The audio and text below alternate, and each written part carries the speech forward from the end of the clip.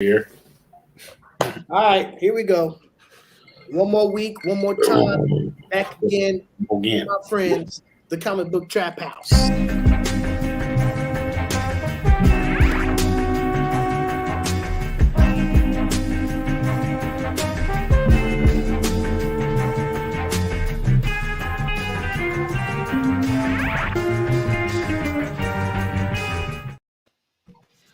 Trying to Cling, cling, cling, cling. comic book, Clink, clink, clink, clink. comic book gang signs and shit. Word, word. It's like comic book trap house. Trap house. Trap side? Trap house. Yo, that's word. Trap side. You ain't in the right comic book store, Holmes. Yeah, it's like you're not We in from my around here. casa. Don't be coming over here with those Malibu comics. Right. What's that you claim? We're on the air. What are we doing? All right. Pull You out know the how we big do. one. We like to get lit on the Trap House. We welcome everybody who's here right now with us. Our brothers are all back in attendance. We missed you last week, Dave. We're here back again. I'm sipping on a nice little ghetto-ass concoction tonight. Beautiful. Cisco? There's some Welch's orange pineapple Okay. and vodka. Oh, that's good. Nice. I like that. Yeah. What you working with, D? Shit you see and tattooed on people who drive really shitty trucks and don't bathe a lot. And you can get a World famous. picture for a very reasonable price in many bars. You can. Yeah. Yeah. Six packs started like $2.99. Oh, really? Yeah. What Important. is a 6-pack of tall can was like $5.49. The only beer where you could buy one, get two free. Wow, Exactly. Yeah. that's crazy. Vic, blood. Oh You're yeah, looking yeah, like yeah. a comic book blood. Damn. Good. Just representing Ruckus Radio at the same time. My man Huh? Big Rich, YouTube. Wednesdays and Fridays are comrades. Shouts out Moto. Peace. Absolutely, aka Mr. Exotics. Used to be on the Street Visions and Ready C show. Yeah, so I'm having for the first time Chihuahua. What the fuck? Chihuahua. Chihuahua, homie. Chihuahua, my man.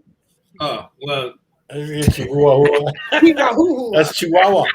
Chihuahua. Chihuahua. If that was a Hawaiian beer, maybe. That's like a Hawaiian beer. That Chihuahua. Oh, it's So it crap. says, the waters Hey, bro. that Give me some of that meet Chihuahua. the river. Yeah, that's American Mexican beer. yeah, Mexico, Chihuahua, Mexico. No I was doubt. thinking Chihuahua was a dog, but okay. It is. That's a state, I think, in Mexico. Yeah. It also is a dog. Oh, Yeah. man. But That's also a Taco Bell dog. It's a pretty can. 6.5, huh? Okay, Nice. Yeah. Nice Oh, variant absolutely. right there. that's a good one. Nice. Oh yeah, nice Batman variant. at me. Shouts out to Batman in the house. I haven't seen Yes. Batman in a while. Big up to you. Yep. Moments. Big Good to love. see you guys in the room. Lyric Magic Moments, what it do. All of our early comers to the chat. If you're checking us out right now, you're not joining us live in the YouTube chat, make sure you do that. Also, hit that subscribe button that you see in the bottom corner and the thumbs up. We need that thumbs up. Tonight, we got the return of a special guest, Vic Vega. Oh, wait a minute. Before we get into that, though, Super Dave, what's in that cup? I You see. can pretend like I'm not here this week, too. That's cool. Yeah. Dave ain't here. Two weeks in a row. Shit. Dave ain't here. He gone. Natty Ice. I got the vodka and cranberry. Okay. Ah, see? Some All right. Cosmopolitan. That's a big ass cup. So we got two vodka brothers right here, and we got two blue Couple brothers. of beers. That's Yeah, real nice and light tonight. You know? We always keep it right. So yeah, Vic, tell us a little bit about tonight's special guest that we got coming up a little bit later. She goes by the name of Kitty Sapphire, and she's a huge fan of the culture as well as illustrator and artist of predominantly manga and anime. So she's big on cosplay, cons. She's appeared on multiple podcasts and shows, and she also has her own YouTube channel named as well after her, called Kitty Sapphire, where she chimes in more with a lot of manga and anime culture. Right. So, you know, that goes hand in hand with books all the time. Right. People who read books probably watch anime. So, you know, I just wanted to give a slightly different aspect on the show tonight. That's a wonderful thing. You know, it's been kicking up a lot with the whole anime thing too. Here in New York, we got the Anime Con coming up on the 17th, weekend of the 17th, over at Javits Center, where they do the Comic Con. Right. It's another big 3-day event. It's no joke. Who just popped up in the corner? I was wondering for a sec too, like, am I seeing things? Hey, what's up? Come say hello to the people right quick. Hi, everyone. What's up? You were so still that I didn't know if you were a person or not. You never know with Ready C. It was like no arm movement, no head turn. Big time comic book dealer right here. Oh, nice. She Got makes the plug millions, coming over. millions a month off comic book speculation, you know. So Oh, beautiful. got her in here tonight for some true insight. Beautiful. Yeah, I need help. Shit. Nah, but yo, man, really been looking forward to having a new guest come through, especially representing for the females out there. We haven't had a lot of ladies come through on the show, so it's good to get a nice female perspective tonight on what we do. Looking forward to that. We got books to show. I don't have too many. There's another slow week. You know how I've been talking about this shit for the last 2 months or so. It's rough, man. I got a nice stack. I had to separate it to 2 stacks. So Good. You haven't been on for 2 weeks, I think, right? It's been 2 weeks, Dave? Think so. I think just last week. Oh, last week? I was off before then too. But All right. I went and got some old books, and I got a shipment of new books in. So good, because I didn't get anything. Good. So. Yeah, me either. I got one mail call, and Yeah, the shipments haven't arrived yet. Someone could be ready by next week. I just started kicking up my pre-orders again anyway, so it'll be a little while before mail call comes back into play. And truthfully, I didn't even go to the shop this week because there wasn't any. I mean, there were a couple books I wanted, but I don't have a lot of faith in my LCS anymore to even have the shit that I want. So it's like, why would I even take a trip over there? You know, I'm gonna revamp my weekly approach. I think there's a lot of problems this week too. I think Diamond got hacked or something to shut their shit down. Oh wow! Damn, that's bad news for them, especially. I think they like shut down their website that you order from, so they had to like boot up an auxiliary website to try to get shit out. That's crazy. I didn't hear about that. The only thing I heard on weird was Image employees unionizing or something like that. A lot of shit going on, man. Those with the paper shortage thing that was happening a couple weeks ago too. They're just now trying to catch up from that. A lot of stores never got the House of Slaughter stuff or that Gunslinger that came out. Yeah. Keep on making reprints in large. Well, you maybe they saw that video. They're unionizing because they saw that video you shared with us, Reddy, about how much money they're making per comic. Right. The ridiculous, crazy money that It's unbelievable. You know, when you really do the math and you crunch the numbers of what's being released every week out there, the money is just unfathomable for some of these releases. I got that information from another channel that I like to follow. It goes by the name of what's the name of that channel? Good spot too. It's called Comic Book Investments. Investments, yes. Yeah, Comic Book Investments. Real good channel to follow. I'll put the link up maybe in a little while, but I couldn't believe that how much that King Spawn made it, and the video that was $3 million or some shit. it was a top 10 new comic sold in the month of August. You know, I mean, he put the video out like last week, but you know, when you talk about sales, the numbers come in a little bit later. So the complete numbers for August are what the most recent ones are. So he was going over some of the main releases, like Marvel's big boy, of course, always being Spider-Man, and DC's big boy, of course, always being Batman. Batman, yeah. Batman, I think it was like number 111 or something, or 112 that came out in August. Sold like $489,000, you know, worth of books sold, you know, and you're talking about their main characters racking in $500,000 for every issue. Every book, yeah. Every fucking issue. It's crazy. All right, now you got all the other tangent series that go along with it, you know, like the White Knight, you know, Batman and the Outsiders, all the different future state shit. Spider-Man has about 9 or 12 different titles running coherently at the same time. You're talking about close to $1 million per character, per release, per month for these companies. You know what I'm saying? And then, like you mentioned, D Strong, when you go and you back it up to independent Image comic books that dropped the King Spawn, that wiped all of them off the map with that release.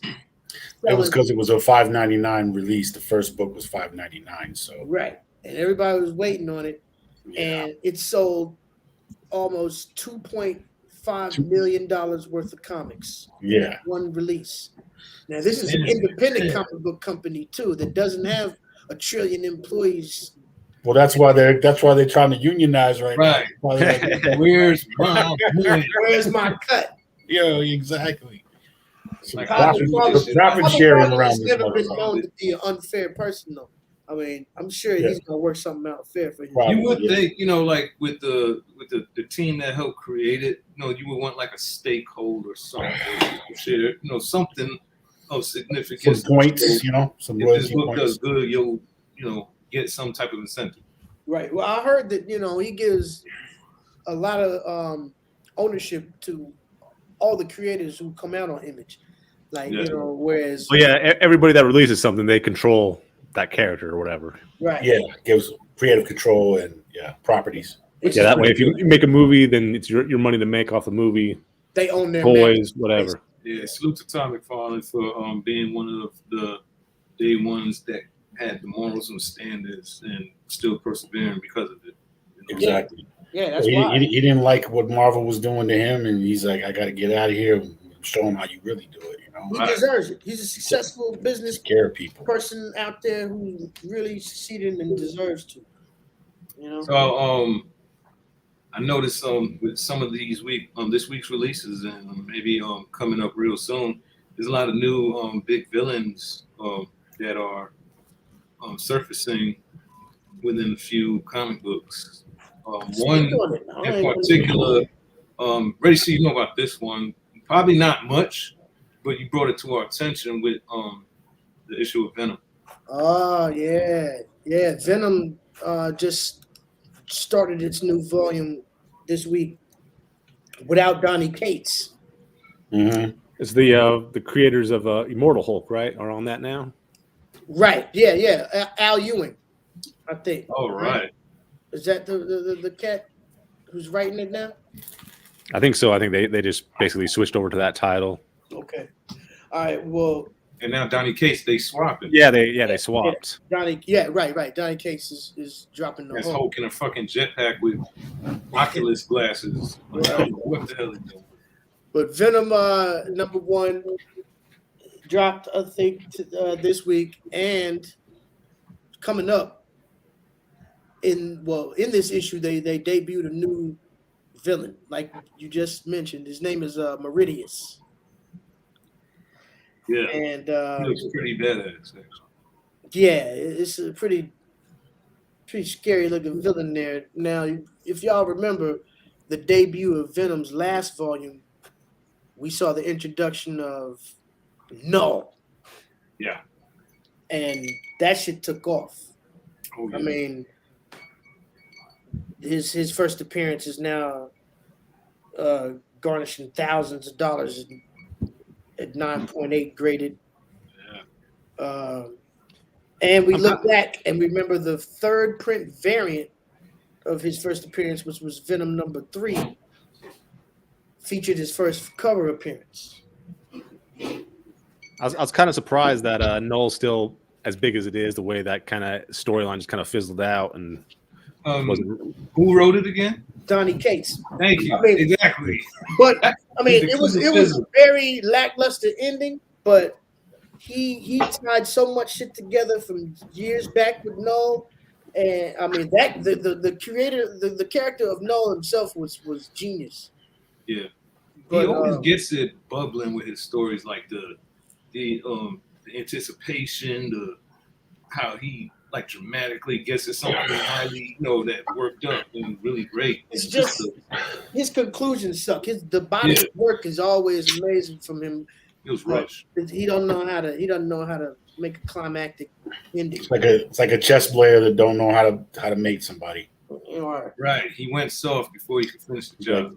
Got all the pieces, but can't figure out how to finish. Yeah, but the character that we were talking about right there, Meridius, is going to be making his first cover appearance on Venom #2. Yep.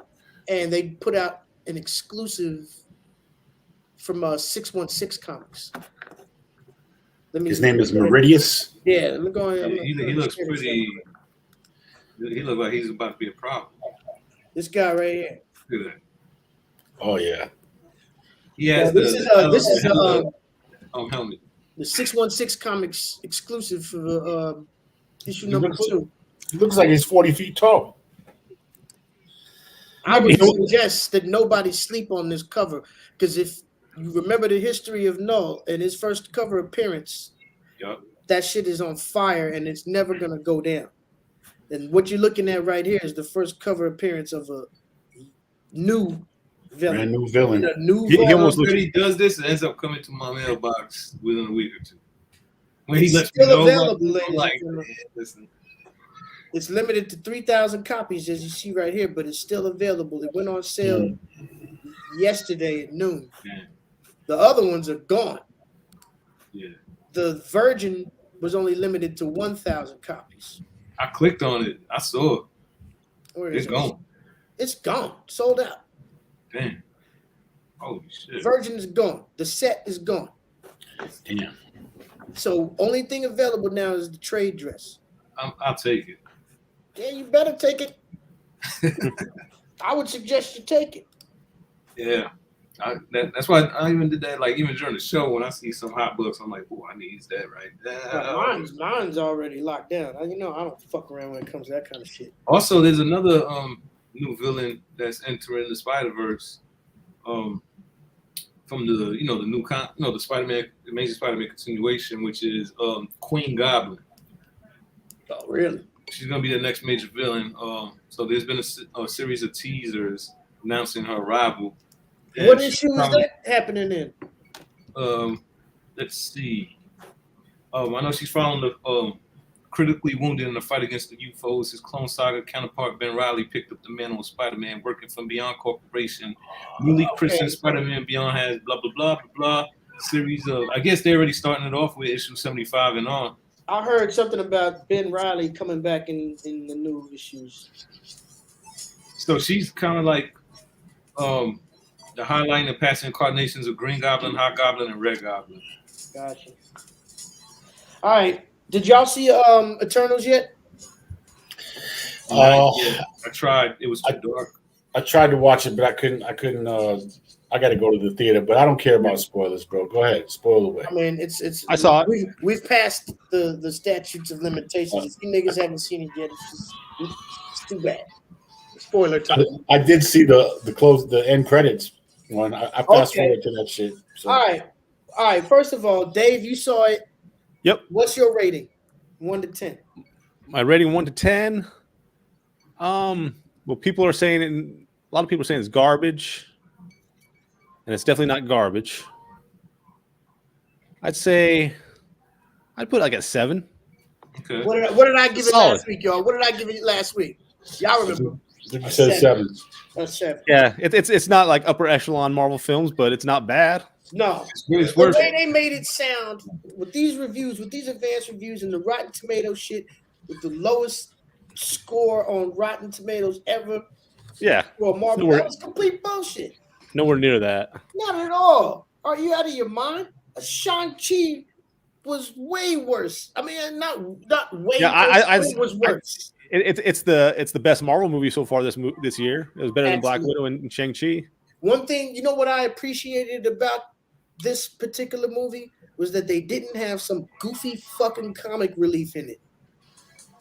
Yeah. Yeah. Well, yeah, I guess the one guy is supposed to be kind of like the dude and his valet. Oh Kinda yeah, but- yeah, But that dude's valet was actually funny. yeah, it was, but he wasn't like straight slapstick. Right. No, they just bullshit. kind of put in jokes here and there, which is Yeah. how you're supposed to do it. Exactly. You know? They toned it down with the fucking goofball bullshit, and to me, Yeah. it was a good movie, man. I like the Turtles, man. I don't think it was perfect. I don't say it was, Yeah, like everything that I expected. I thought they were going to do something interesting with the deviants there for a minute, but then it just kind of fizzled out and True. really mounted to nothing. True, and I don't like what they did with Icarus. Truthfully, I don't like how they did Icarus in the movie. Yeah, they basically made him the Snake Eyes of this movie. Right, and that in the comics, it should have been Druig who was that. Yeah, he seemed like the little bitch when it first started off too. Exactly, Druig was always the fucking turncoat throughout the whole series, but they made Icarus Did they put him? They didn't put him in the movie though, did they? Yeah, Druig is in the Druig, movie. yeah. Okay. Absolutely. But I mean, yeah, he turned. He's somewhat of a turncoat, but not like Icarus did. You know what I'm saying? Yeah. Icarus just went all the way left. Wow. And then I thought Jon Snow, Black Knight, in there, he could have probably just been cut. He didn't really have anything to do with the movie. There was no reason for him to be there at all. Yeah. Except for the fact that they want to line him up, but they could have utilized him a little bit more. Yeah, that's something interesting with him. Something. But yeah, they lined him up. Before we get into the post-credit scenes, though, what else in the film? I like the fact that they took elements from Jack Kirby and Neil Gaiman. You know what I'm saying? With the emergence was more on the Neil Gaiman tip, and then with the original Jack Kirby story, you get the Celestials and the Arsham and all the Judge and all. In the original Jack Kirby thing, the deviants were people, right? They weren't just Yeah, monsters. they were more humanoid shaped. They weren't Because Thanos is considered a deviant. exactly. Yeah, they Well, said that they didn't want to make him, just monsters. Is Thanos a deviant, or isn't he an Eternal? But he's part deviant. He's got deviant genes. That's why he's got. That's right. Yeah, exactly. You got That's what deviants are basically, Eternals that are hideous kind of creatures. Right, the evil side. They meant, Yeah, they made the Eternals to keep the deviants in check from killing humans. Right. But in the movie, they kind of made it like the deviants were an experiment that got out of control. That those are what those creatures were that were coming out the water and Those destroying are- everybody. Right. Now, one thing that I do appreciate is the way that they ended the movie, because Arsham, every Celestial has a tag to his name, like Arsham the Judge, or They have a purpose. yeah, something that they do. So the thing in the original Kirby book was the fact that Arsham was gonna give Earth 50 years to prove themselves worthy enough to stay a living planet, and at the end of those 50 years, he was either gonna thumbs up or thumbs down or destroy the whole fucking world.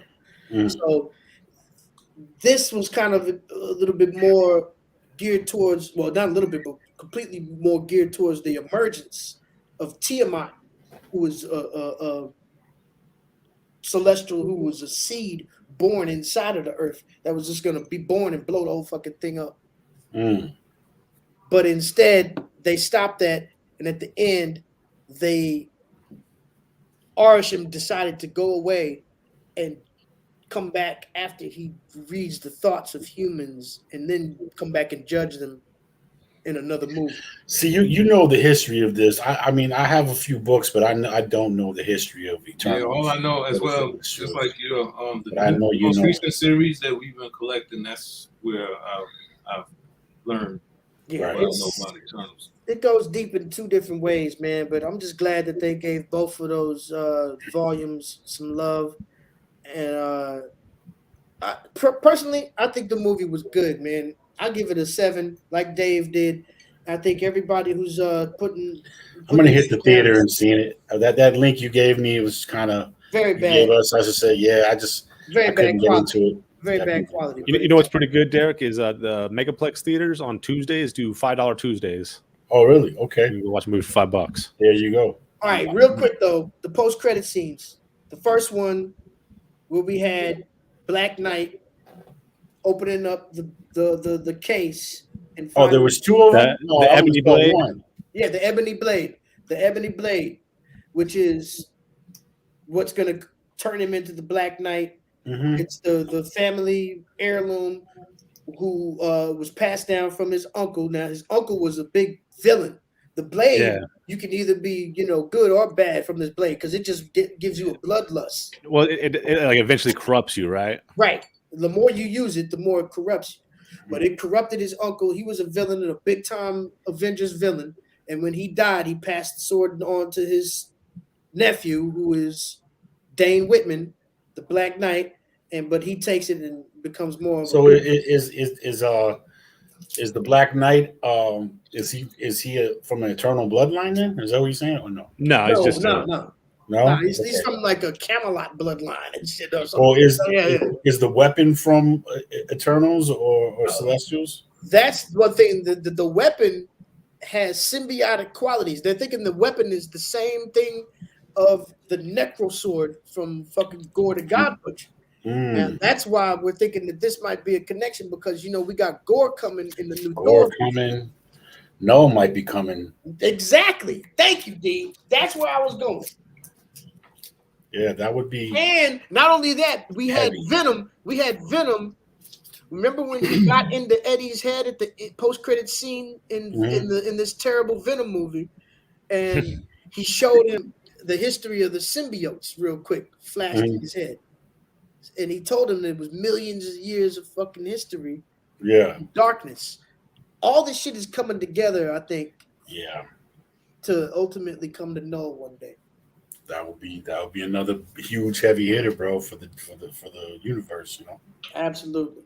So Black Knight gets uncovered, and not only that, as soon as he reaches for the sword, you hear a voice in the back saying, "Are you ready for that, Dane Whitman?"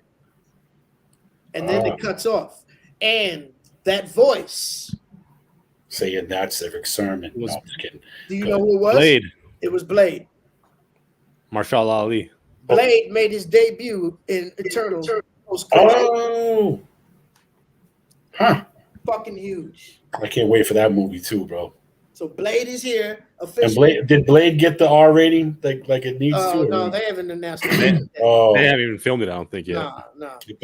He just made a vocal debut at the end of this movie. That's awesome, bro. And then I missed that one. I saw the second one. Go ahead. Okay, the second post-credit scene introduces another humongous Marvel character, 2 actually. Pip. Pym, and of course, Eros, Star Fox, Thanos' brother. Right. And he's actually eternal, though. He's got the eternal. He's an eternal, and his power is he makes chicks horny. He date rapes. Basically, is that what he does? Yeah, he's basically a cosmic rapist. Oh shit! Unbelievable. He ain't no better than his brother. Then what the fuck? Yeah, man. He's supposed to be a good guy. It's unbelievable. He was an Avenger for a long time, man. Oh, really? Star Fox. Yeah, he'll be in there. Yeah. What's my man's name? Who's playing him? Harry Styles. Oh yeah, that boy band guy. Yeah. Harry Styles. Yeah. Crazy. Huh. Hey, there it is. But yeah, I was pumped for any more like cosmic shit. I'm all for. I want to see all that. Absolutely. So what's next? We had in turn. Spider-Man is next. Spider-Man. Yep. That comes out. We're diving into the multiverse now. I can't wait. They saying that this Spider-Man movie is his Endgame. It's gonna be the equivalent of Endgame, but in the Spider-Man universe. It's gonna be nasty, crazy. Everybody's coming in. Sinister Six, big shit. Hell yeah! All right, that's it. TV, movies, good shit. One more thing. With books, have any of you guys heard of the Marvel release called Timeless? Timeless. Oh yeah, it's like Kang thing. Yeah, it's Kang. Yeah, it's supposed to be a real ferocious battle with Kang and Dr. Doom. Yeah, it's like some one shot or something. I think that came out this week, no? Yeah. Also, speaking of TV, DC's also hinting and teasing at the release of the Aquaman plural release in 2022. A series? Yeah. Okay. Oh snap! On Timeless, they have a variant with Loki's Miss Minutes on the cover. Oh yeah, I think I saw that. I want that one. No shit. That's not a first appearance of Miss Minutes. Yeah, it is. Now wait a minute. When does Hawkeye start? Thanksgiving. Yeah. Oh, okay. Was that a couple weeks? So that's next. Too. That's next, not Spider-Man. That's next, yeah. That Timeless teaser promises to change the Marvel Universe's future. It's gonna be dope. Perfect time for the multiverse releases on MCU. Isn't it tomorrow Disney Plus Day or something? Oh, the Disney investors meeting is thing? Is that what's going on? I think they said because they were doing a deal for this week where you could get Disney Plus for like $2 for the month. Oh, really? Okay. And I think it was kind of going into tomorrow or something because it was let me see. Disney Plus Yeah, Day. Michael Gallant just put that in the November 12th. Big day tomorrow, Disney Plus Day. So what is that? Does that mean for people who don't already have Disney Plus? I'm doing the month to month now, like Reddy was saying. And whatever. Yeah, you have to be either a new subscriber or a returning subscriber. For $7.99. If I cancel that shit right now, can I get it for $2 a month? No, they specifically said you can't cancel, and then. But then you'd actually be paying $9.99 now, wouldn't you? Well, it's only it's $2 for 1 month. If you already paid for the month. Yeah, right. You're right. Oh, guys, you might Let me give you $2 more. You know when that Wastelander series comes out with the older Logan, Hawkeye, and whatnot. They said that Hawkeye introduces Old Man Daredevil to the Marvel Universe, so that might be one to look out for. Old Man Daredevil. Yeah. They've done Old Man Logan, Old Man everything. Old Man Daredevil and Hawkeye. Yeah, that's cool. That's cool. I don't know how they can make it so well though. I mean, Logan had healing abilities. These guys are just old. You know, Logan was old, but he could heal. These motherfuckers can't heal. Yeah, this is going crumbling. Sorry to cut. I didn't mean to cut you off, Dave. What were you saying? Oh, that Shang-Chi comes out on Disney Plus tomorrow too. Oh, okay. Oh, okay, great. I'll look at that again. Also that Jungle Cruise movie too comes out. Oh, yeah, that was cool. That was a fun show. Do you have to pay again to watch it on? No, it's just part of the subscription. Okay, good. Cool. That's what's up. I saw that Jungle Cruise. It was a fun movie. It was a fun flick, bro. It was not bad. All right. Shit. Nothing wrong with that. Indiana Jones type shit. All right. Speaking of exclusive comics, I got another bit of news I need to talk about, man. Oh, this is incredible. Breaking news. Woo. You know we're all about independent comic books here on the Comic Book Trap House. Independent artists. We're taking it to another level of independent comic book release tonight. Somebody who's always in the news, always breaking headlines open, always doing some fucked up shit. Trump? And has been sent to jail because of it. Oh, no, not him. R. Kelly. Oh, Lord. Oh, I know he's talking about. Ladies and gentlemen, R. Kelly. All right, you know that motherfucker's in jail, and he should be there, and he should be there forever. Yeah. But this information just came out and surfaced recently that his cellmate, a Brooklyn native. I can't remember his name. What's his name? Oh, Brandon Hunt. Brendan Hunt is the cellmate of convicted sex offender R. Kelly. And while they were in prison together, Brendan Hunt, an artist, created a comic book about their time together called Prison Comics. Okay. Doing yoga and shit. Brandon Hunt submits comic about being R. Kelly's cellmate in court. It's pretty good too, right? Look, what are they doing? Dancing and doing yoga in the fucking. Yeah. Hold on. I got some ad problems going on right now. Yeah, there it is. What the fuck is that? This is the R. Kelly jail comic.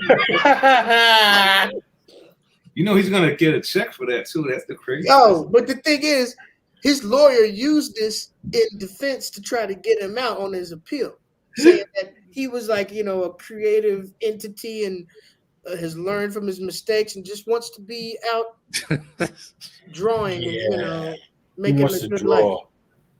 So he drew this 4-page limited. Who drew that? R. Kelly drew that? Nah.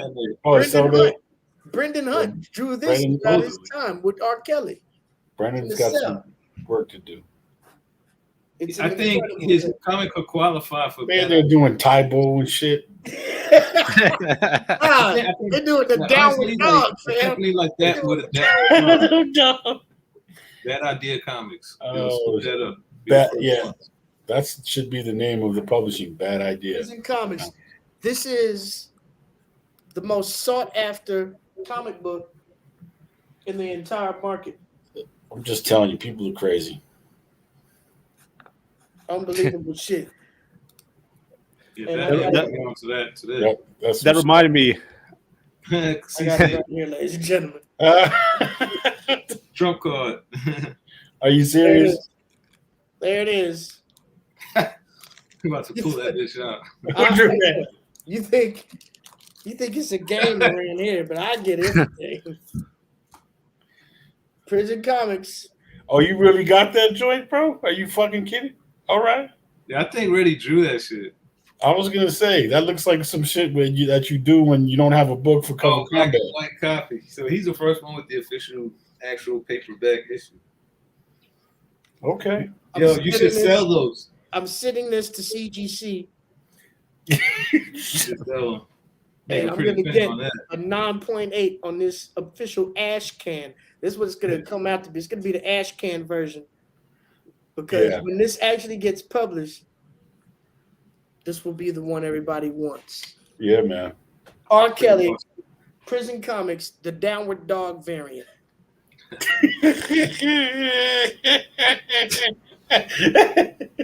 Oh shit!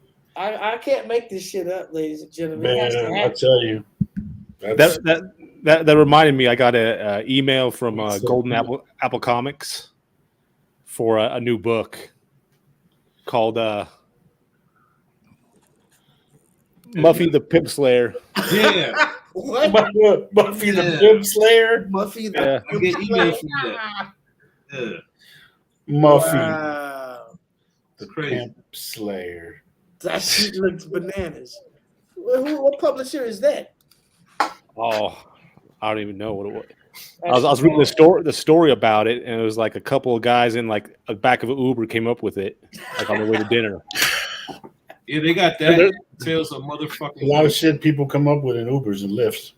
They be drinking and talking. Yeah, it doesn't even have an imprint of a label on the book. Wow. And this Tales of the motherfucking Goose got one Scarface cover with a goose head, and then the other one looks like Uma Thurman from Pulp Fiction on the other variant. Which one? Oh, my bad. That another weird book, just like the one he mentioned. There's another one following up called Motherfucking Goose. Like Mother Goose, but motherfucking Goose. Oh, motherfucking Goose. No shit. Oh, I just want to let's say take a look at some books. let's take a look at some books, man. It's time. Let's show some books. Everybody came here to see some fucking books. I don't have none. I don't either. So it's on Vic and Dave this week. Vic, you set it up. We haven't seen Dave. We're gonna let Dave set it off. Come on, get some. Let's do it. All right, got the. I think this is the final issue of this run. Batman Reptilian number 5. Oh, okay. How'd you like it? Have you read it at all? 5-issue series. What's that? It's only 5 issues. I think so. Yeah. Did you read it? Yeah, it's. I thought it'd be better. It's all right. Okay. Got the Spawn 323. Dope ass cover, McFarlane. Yeah, that would have been good for the impaled combat too. Speaking of combat, right quick, Dave. I don't mean to interrupt you, man. We haven't even talked about what cover combat is tonight. It's crossovers. Best crossover covers. Crossing over from one publisher to another character's publisher. That's yeah, right. two different characters or whatever, as many characters you want from different publishing, right? That's right. On one cover. On the cover. Yep. All right. Back to Dave. Going with some King Spawn number 3. Oh, that's a different cover than the one I got. Yeah, it's the McFarlane cover. That looks like Scotty Young or some shit. It's crazy. McFarlane.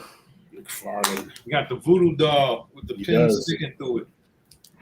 You got the Moon Knight number 4. Dope ass cover. I definitely got that one. That reminds me of the artist that used to draw him before. There's that is him. That's McNiven. Oh. Superman 78 number 2. Okay. Nice turn. I don't see too often showing those Supermans. I like that. This has been a great series so far. Oh, you've been reading it. Yeah, they basically just kind of continue off the movie, and they have him going against Brainiac. Okay. And it's pretty cool. And they got number 3, dope ass cover. Yeah, I like that. And of course, got the Kang number 3. Yeah. How was that series, man? It's been really good. I just finished up number 2, and it's dope because he's at first he gets dragged across time by his older self. He's like a kid, like a teenager, and then he kind of goes off on his own to make his own way, and ends up in ancient Egypt. And you got the King in Egypt, but he's battling against Apocalypse in Egypt. Oh shit! So there's some cool shit going on, and at the end of it, the older king in Egypt gets vanquished, but the teenager one's still there, and he goes to Apocalypse asking for help to defeat the older king. That's tight. That reminds me of the Timeless that I just mentioned with Doom and Kang. Yeah, that's Doom on the cover, isn't it, or no? Yeah. That's Doom and Kang going at it. The Mundo covers. So okay, and then I got some back issues here. So I'll first show you this. I think this was 2006. I got this. It's like a PVC diorama. Oh shit, that's dope. Mm-hmm. They had a few of these, and they're just based off of classic covers. Oh yeah. Okay. So you about to show us the cover? So I was digging, and for only $3, I found the. Wow. No, you gotta hold those up together. I gotta see those together. Well, they're exact too. Look at that. You got Captain America down there. Thor. Now, see, Dave, that's so dope because I've been trying. That's what I've been doing around my crib. Yeah. But just like on some random shit. But they really, I didn't know they actually purposed some out there for covers. I gotta get. Yeah, there's only like 3 or 4 of them. I know there's like a Hulk versus Thing one that I think was off of another Fantastic Four issue, and then they had a Spider-Man and Green Goblin. Oh, that's so dope. And I think they also had Fantastic Four number 1 with the Mole Man coming out of the ground. Oh, coming out the ground, yeah. So I think there's those 4. All right, then I found this one. I paid $15 for, which I think was well worth it. What if Wolverine had killed the Hulk? Oh, nice. That's the original one. Yeah, that's volume 1. I got one the same thing, but it's no, I take that back. It's What If Hope Killed Wolverine. Yeah, that's right. It shows the adamantium skull on the cover. Never mind. That's Paid man. $7 for this one. This one was a Silver Surfer one shot from 1982. Wow. I love that cover. Yeah. I mean, this book goes for like $30. So No, they have not done this man justice. Okay. They have not done Norrin Rad justice yet, bro. That's 3 years old. He'll be coming around the corner again. Yeah. This one was $10. Once again, well worth it. It's a little rough around the edges, but the second appearance of the Prowler, Amazing Spider-Man number 79. These old books. Oh shit! Look at J. Jonah. That's a good look right there. Anything Amazing Spider-Man under 100 is gold to me. Yeah, snatch it up. How much was that? $10. What? Great Jesus fun right Christ. there. Definitely a great fun. And then another thing to snatch up. You never see these. Never see these. This was $20. Silver Surfer number 10, volume 1. Oh, you got to be kidding. Damn, number 10. Where were you? Yeah, where was this at? The Nerd Shop, man. They just, Oh, really? Yeah. Look out of here. In the back? they had to Yeah. put some shit out. I was like, yoink, yoink, yoink. Yeah. Reddy almost pulled the trigger on that Boba Fett. right? on that Boba Fett shit. Yeah. God damn. That's my week. I'm going to have to come back out to the U. I More got- than It's really welcome. random when they put shit out. And I was thinking about it too. I might fucking pop up on y'all soon, man. Got to get you some sets though, so you can make some money out here too. Oh, that's gonna happen. That's definitely in the making. Wow, that was that All was right. crazy. I like the old school. I like the old school books, but for I some love reason, when I see them, it reminds me of when I was a kid. You know what? When I come back and start showing more books again, that's all it's gonna be. Is like classic stuff. I'm not going back to the dollar bins anymore, like I used to. But I am gonna be plucking out some straight up keys, and I got some to show tonight. I think I have some keys that I forgot about that I found last weekend at Comic Book Station. I think I was showing some pictures when I was up in there. Yeah, that's the new place you found locally. Yeah, that- actually, there were two places. I went to Comic Station in Brooklyn, which has been around for about 1.5 years now. But as I was walking back to the car, I just randomly happened upon another spot that's only been open for about 2 months called Action City Comics. Action City. That was Action Real City. real dope spot, man. that sounds So, like a strip club. yeah, I forgot actually that I got some books from there. So while Vic shows his, I'm gonna see if I can dig those out of the box and show them to y'all, man, because I forgot about those. Nice. Word up. Vic, you ready to show?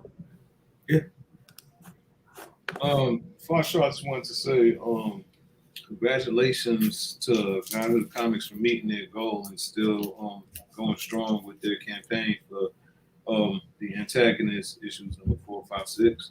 And also Aaron Darwin from One Last Job, his issue number 2 has met its goal as well.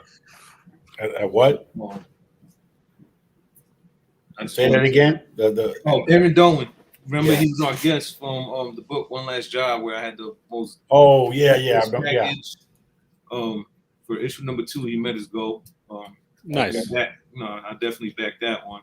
So I got a nice surprise coming. He says it's going to be even better than the first. So I just want to say that Max DeVille has a new book that's in the campaign. So also And these are all Tony K from Challenges Games and Comics. His campaign has been met too, and the books just got printed. And they're gonna have the Green Ranger actor there at Challenges Games and Comics this Friday at 4 p.m. So just want to get that out the way from that's been our past guys giving us a little bit of They're making moves. They're continuing. That's what they're supposed to be doing. It's awesome. You know that one. Real quick before you get started, we were gonna have a guest last week, but we pushed it to Friday. When is he coming back? Did we figure that out yet? Next week? Okay. And who was that? From Heroes Manufacturer. That's where Joey P started her podcast career at. And Okay, cool. Next they week. have the Amazon documentary on Amazon on Prime. Okay, cool. Yeah, and so we're looking forward to that one as well. You know how I do. I start with DC, Marvel, and Indie. So I'm not sure if this is the last issue of Joker, but this cover came in a 2-piece. Oh, nice. Oh, cool. So I don't think it's no mystery that he dies and actually gets killed finally. It's just who does it in this issue. Yeah, I like that, bro. So I believe it's a variant. It's not the original one. But when I saw both of them come together, I said, "Oh yeah." That's just stuff that comics are made of. And then I got I'm really digging this series right now. Batman Imposter #2, issue #2. Issue #1 already grasped me in with how much more grungy and realistic Batman is here. He's not like with a whole team of teenagers trying to beat him and a bunch of clowns with floating balloons and bubble gum that could kill you. It's like more serious. Okay. Yeah. The way I want Batman to be. It's an adult story. Yeah, not exaggerated. Doesn't have a ship coming around, a black ship, and all that crazy stuff. It's just a man who got tired of it, and he gets really hurt in the job. So what it's called Batman Imposter. So it's not Bruce Wayne. So what's happening? Bruce Wayne comes into his therapist's apartment, critically wounded, and she's like, "Tell me one reason why I shouldn't turn you in. You're always doing this," and without any rhyme or reason to it. And finally, she said, "If you agree to come to me and don't miss a session, I'll keep it secret." Because of course, she had to take the suit off to nurse him back, right, to health.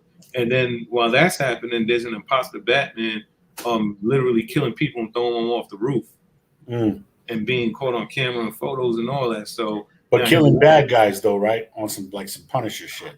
Yeah, but it's still per se, not bad guys doing current bad shit. They came out of jail already and did their time, and he still grabbed them up and threw them off the roof. So now Bruce Wayne technically, but Batman's wanted because of the imposter. I see. Okay. So I want to see. Definitely want to read that one and see where they're going with it. And I thought the Eternals was a limited series, but apparently, number 7's out. It's still going. Yeah, it keeps on going. Still going. Yeah, because I thought the spinoffs, were kind of taking off where number 6 left off, and now it's like, okay, maybe he's doing well, and they just decided to go on. So what are the spinoffs? Is the Eternals Thanos Rising? Is that going to keep going? That's one of them, and then one that you have and I have with one of the Eternals, Celeste. Mm-hmm. That's another one. It's like I don't know where they're going. All right. Okay. So the Thing has its own series going on. I saw that too on the new comics this week. Yeah, there was a certain variant that I wanted, but they did not have their either sold out. They just didn't have it. Of course, I grabbed the issue of Venom #1 variant edition. I got one shipping from Mike Mayhew coming. That's fucking by dope. next week. That's my favorite one amongst the others. That were crazy. I think that was pretty badass. So we all know that's Eddie Brock's son. That's now the Venom symbiote. Okay. This cover right here was just so damn cool. This is actually Hellions number 17. So it says Uncanny X-Men on the cover. Oh yeah. Oh yeah, with the action figure. That's so fucking dope. you got quite a few of those action figure variants, don't you? And plus you're big Havoc on the Havoc as well. This takes me back to when they first came out with these figures back in early 90s. They started making those again in the original packaging. You can find them sometimes. Yeah, they're expensive too. Oh yeah, they want $25 for one figure now. I'm like crazy. That shit. Now this is a new book from Image called "What's the Furthest Place from Here." I don't know the storyline yet. It's a very fat book too. Nice. But, it wasn't key picks of the week. What's the price on that one? Anyway, since it's a fat I book. bought it and didn't even check. That's what ballers do. Not at all. $4.99. Only $4.99. Right. DC would charge $10 for it. It's like, yeah, I bought these shoes. How much were they? I don't even know. I forgot, man. I'll tell you later. So I don't know why I don't even read these books, but they had the coolest covers, and when I would go inside the book, it's the weirdest kind of creative graphic design meets artistry ever of a comic book. The curse. Man-Eaters always has some crazy type. Very. They have coupons in their book. Do not cut them; they're not real. They had the old, like, back of the old school comic type joints. Look like they wrote on the back of that for you. Oh no, that's the next one. Oh, okay. Our brother, Rios Palante. So we got that. Is that a secured? Dope. Is that a Virgin Foily, bro? Yeah, that's the same one that I got at Comic-Con. Yeah. I think I paid $25 for this one. Beautiful. If I'm not mistaken. So yeah, this man needs his due. His art is dope, man. He got a lot of things going on, though. And a lot of those figures that he's coming out with. Oh yeah. Fire. These are just some older issues. I'm just gonna spin through. Mm-hmm. Just for the nostalgic sake of it. The party's over, Teen Titans. Nice. Okay. Amazing X-Men. I remember this when this happened. Oh yeah. Juggernaut became a whole different type of alien entity that was even more overpowered, and they had to cancel that and throw him off a cliff and never bring that idea back. Is that Onslaught? Yes, sir. Red Skull gets a hold of it. The Death of Wolverine, Deadpool and Captain America, #1. Oh. Back when Steve Rogers lost his Super Soldier 7 that keeps him young. Superior Spider-Man, #32. First appearance of, I think it's called the Spider Squad. Yep. Very good key. Yeah. So these books I'm showing you guys, I used to buy. I bought for my son many years ago, and they got dug up and found. And he's not. He doesn't care for them. Death of Wolverine, the Logan Legacy. That's also. That's #3. My apologies. Yo, I just got one of those, the Logan Legacy joints in a multi-pack, and that's the only one of them. I got them all. So this is Deadpool versus Carnage. Right here. That's dope. That's a hell of a match. Word, 2 motherfuckers that can't die and shit hardly. I believe on this issue the symbiote actually gets on Deadpool's body. It is key as well. This one I'm loving right here. This is the Mighty Thor versus Juggernaut. This is their rematch. That's a great cover. Of the first one. You saw that that classic moment where Thor threw his hammer and it wasn't able to hit Juggernaut. It like stopped because Juggernaut's armor of Sidorak has kind of like a force field, like a force you can't see, and keeps him from getting fully hit by charge. That was weird. That was the only time I've seen that occur. Found a few Daredevil Foilies. Daredevil the Man Without Fear #5. Tight. Nice. Beautiful, stuff. Daredevil the Force backwards actually. Oh, they all foily. Oh man, you got you. This is something I want now. I got to get that run, the Foilies. Yeah, check that #3 as well. Oh, dope. They also involved. Oh, it's a boss too. Yeah, you can feel them. Oh, okay. That's a new mission for me. Beautiful book. That has to be around 94, 95, I think, that run. Oh yeah. That looks similar to some other like Sabretooth books that were embossed and shit, and they did a lot of books. I need to bring that back. So this is Daredevil Man Without Fear. Annual. Oh, sorry. Oh, you over there eating fucking Fritos and shit?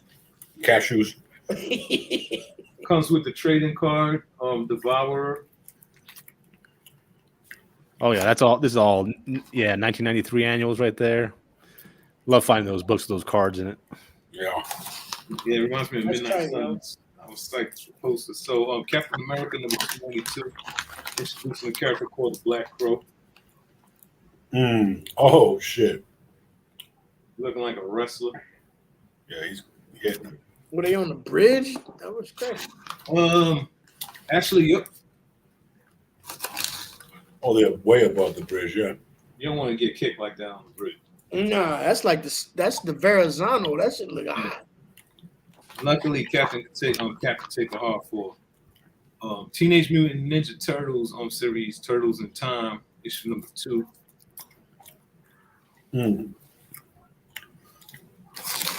Great ass game. Samurai. Yeah, I love the cover for that one. That would have made a great one, Samurai Shogun cover. A few more Sam and Twitch Phillips. Good graphics. Go through those real quick. I went through these already, then I apologize. So I've been just buying them. Nice. And trying to just complete the set if I can, being that I find these alternate dollars, it can't hurt to, Might as well, because they're going to get optional. Right. Then Already are. things. Just a Thor Dark World movie storybook. Cool to have in the bookshelf, along with my other comic book related books and graphic novels. And last but not least, Stan Lee as he was in Thor Ragnarok. Oh, cool. He was the barber, huh? Yeah. Right, he cut his hair. All right, so yeah, that's Nice. my week. There it is. Nick Vega with another week of goodness, and you always ended off with something extra, some type of figure or some other cool item that you found in the shop, Yeah, toys get shown last. Hey, sorry for that noise. Ready cashews, bro. They're loud. They're delicious. They sound. Man, I thought I didn't have anything, but I forgot. Like I told y'all earlier, that I went by a couple of shops. So I do have a little bit to let y'all take a look at right quick. See what's going on over here. I'll just show this mail call right quick that finally came in. Vic was showing his copy a little while ago. I finally got the certificate of authenticity here. Oh yeah. My man Mike Mayhew on Miles Morales issue number 29. Yes, them joints is fire. Sneaker variant right here for you. Sneakerhead variant. I wish they would go ahead and just make the sneakers and make them quality too. Yeah. Those are dope. I would rock those. Oh, all day. Mike Mayhew on the art. He was selling these like hotcakes at New York Comic Con. It was all over the place. So Damn them. these aren't very, hard to come by anymore, nothing like that. But You got a signature though, so dope. Yeah, dope cover too. It's nice art to have. I love it. All right, let's get into the stuff that I found over at Comic Station. I just found a couple of new issues I wasn't able to get over at Action City Comics. I'll show right quick. This came out a couple weeks ago, and my local comic shop here didn't have it. I know I needed IG-88. On the kill. You know I needed that IG-88, man. Is that's just a one shot? Yeah. Yeah. You saw that picture on the WhatsApp with him, right? I don't know. Yeah. Yeah, I got that book. That thing is like, I think it was last week. it's tall. It's probably about 1.5 foot high. Yeah. I couldn't not have that. So They want like $250 for it. very happy to have found that. And that was the last one over there too. I'm not playing around with the Star Wars High Republic. I'm continuing on collecting that series. This is issue number 10. The glare is crazy right now, but it's all good. Didn't they have one that came out this week? 11, I think, is 11, dropping. yeah. Yeah, like I was saying, these came out a couple weeks ago, but I wasn't able to get them in my local shop, and I found them at the new place that I discovered. Oh, okay. That was Action City Comics. But now we're going to move into the stuff that I found over at Comic Station, Greenpoint, Brooklyn. Fantastic shop. They don't deal in anything new. It's all back issues up in there and figures, and they don't fuck around. I got some great stuff, man. I'll go every couple months. And went back this time, and I found some nice stuff. This is a slight foily. It's only a 5-issue series. Secret War. Oh, no. That's beautiful. Love that, man.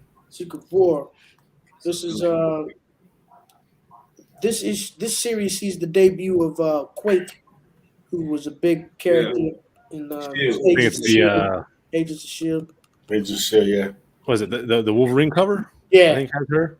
Yeah, I think that's issue 2 or 5. I don't know, one of them. But she also plays a factor in the Inhuman storyline. Yeah, she debuts in this series. So found that in there. Went ahead and picked that up. And these are definitely you paid a little bit for these, right?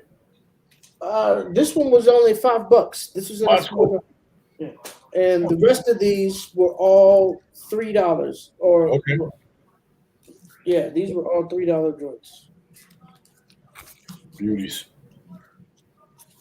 Actually, this one was $4. Now, what I'm about to get into right now, though, these remaining 5 comics are all of the same flavor, and it's something that we really like to look at. Dave knows what I'm about to show. The X-Men's that are, I don't know. Under 200. They're under a hundo. X-Men swimsuit issues. Yeah, exactly. Y'all know how we love X-Men keys over here, man. I got 5 of them for you right now.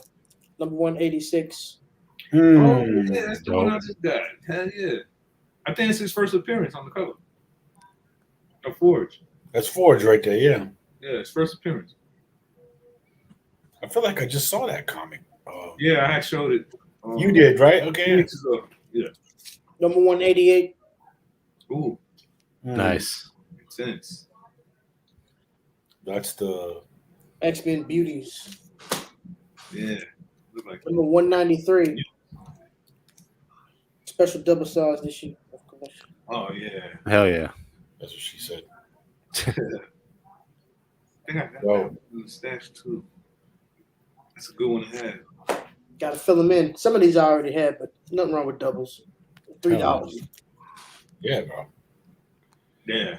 273. Definitely. This is actually the first meeting of Wolverine and Gambit.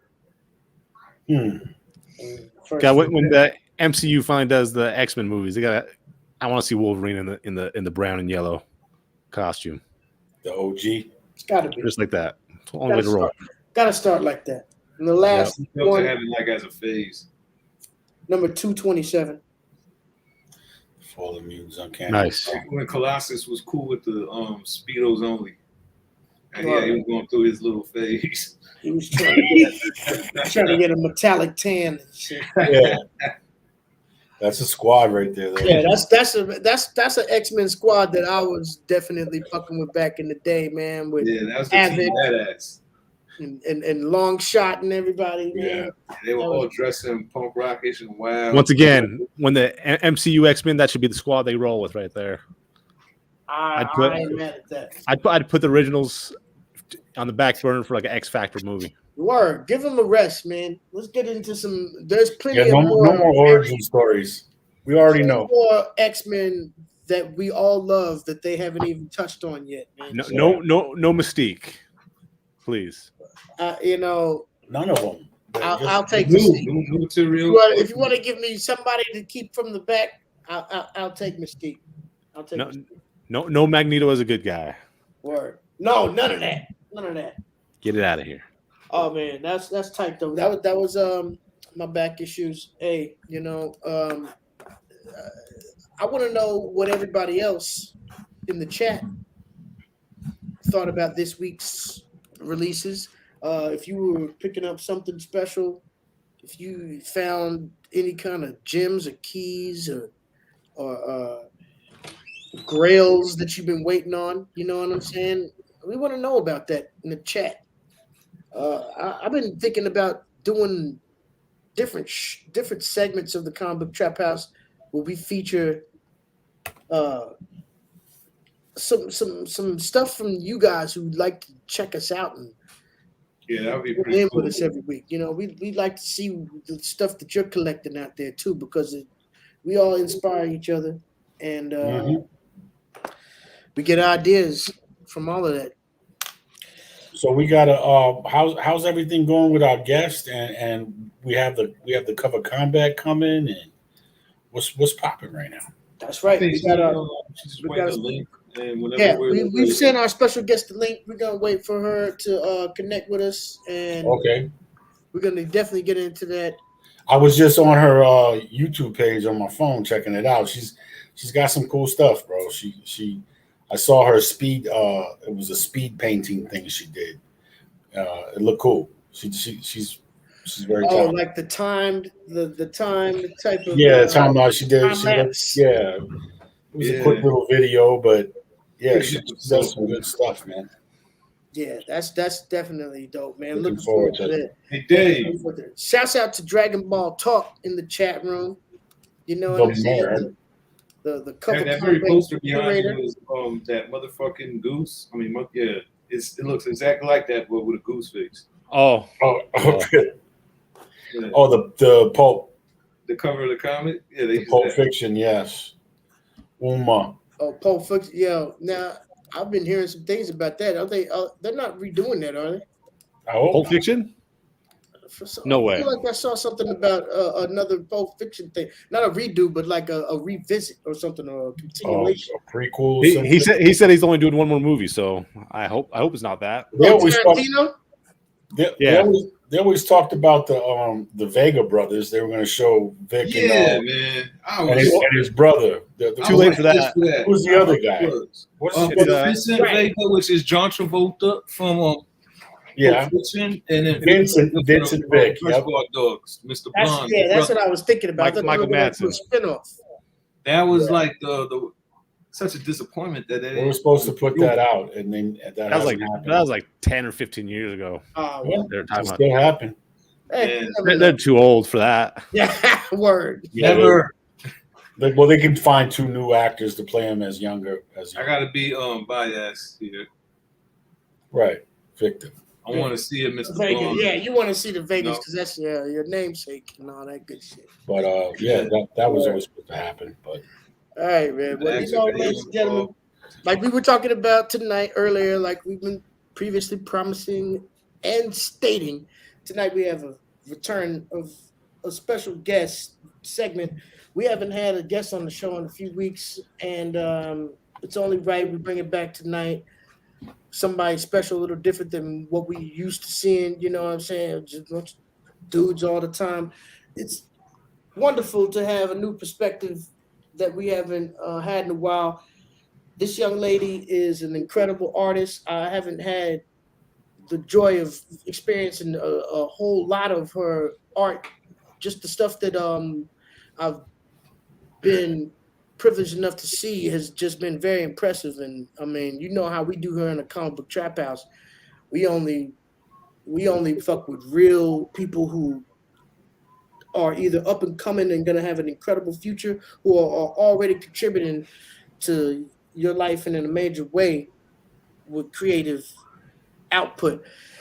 What we want you to do right now is just kick a hole in your TV. Kick a hole in your TV. If you're driving around right now, pull over on the side of the road. As a matter of fact, just do like a 360 in the middle of the highway. Right. Jump out the front seat, stand on your hood. while it's still going. Turn the volume all the way up. Put your hands in the air and give it up right now for Kitty Sapphire live on the Comic Book Trap. Hey guys, how are you? Good. Thank you for being here with us. How you like that intro? I loved it. I loved it. I enjoyed that. And I've been like, actually, before I got here, I was tuning into like from the very beginning of your show. And you guys got some really interesting things going on, You know, especially with the comics. It's like a lot of them were like, what stuff that I grew up with. My father used to read me when I was a kid and all this. And I was like, wow. So it's like, Pretty awesome. You know what I'm saying? we both show older The than apple you. don't fall far from the tree. So we just try to make it real comfortable because we're just regular people who love the culture of the comics. You know what I'm saying? And we created this show pretty much to just catch up with each other every week and talk about comics. And we decided to just bring it to the world, and it's gotten to this point right now. and just have fun with it. You know what I'm saying? So thank you for joining us, Kitty. thank you so much for inviting me. Let our people know a little bit about you and introduce yourself to the Comic Book Trap House right quick. Well, hello guys. My name is Kitty Sapphire. I am first and foremost an illustrator that specializes in anime and manga style. I'm also a YouTuber and streamer and a Patreon artist as well. I do from the all the way to like child happy friendly to more the mature content. Yeah. My range is for basically everybody. You'll find something that's up your alley if you take a look at my artwork and stuff. No doubt. And I'm 100 no bars, no need. I'm a huge geek. I consider myself an otaku more so, but I am a geek, Right. full on and That's throughout my whole entire life. So I think That's we all what's up. I think we all have that geek gene in right here. Oh, You're, yeah. you're at home. We're You're at definitely home. You know what I'm genetically saying? connected with that. Exactly. So at what thank you age for did you the like review. there's one thing when you're a fan and then there's one thing when you start being a creative. And so what point in your life is when you really said to yourself, you know what? I have a talent, I have a skill, I love this so much that I want to incorporate it in my own world and my own expression. You know? Well, to start with the first question, I started at a very young age. Like I was telling you beforehand, it started with my parents because my parents, they were into Star Trek and Star Wars, and they had like a video game system at home. And then when I went to sleep for like bedtime, my mom read me fairy tale stories and my father read me Thor when I was a kid. So like ladies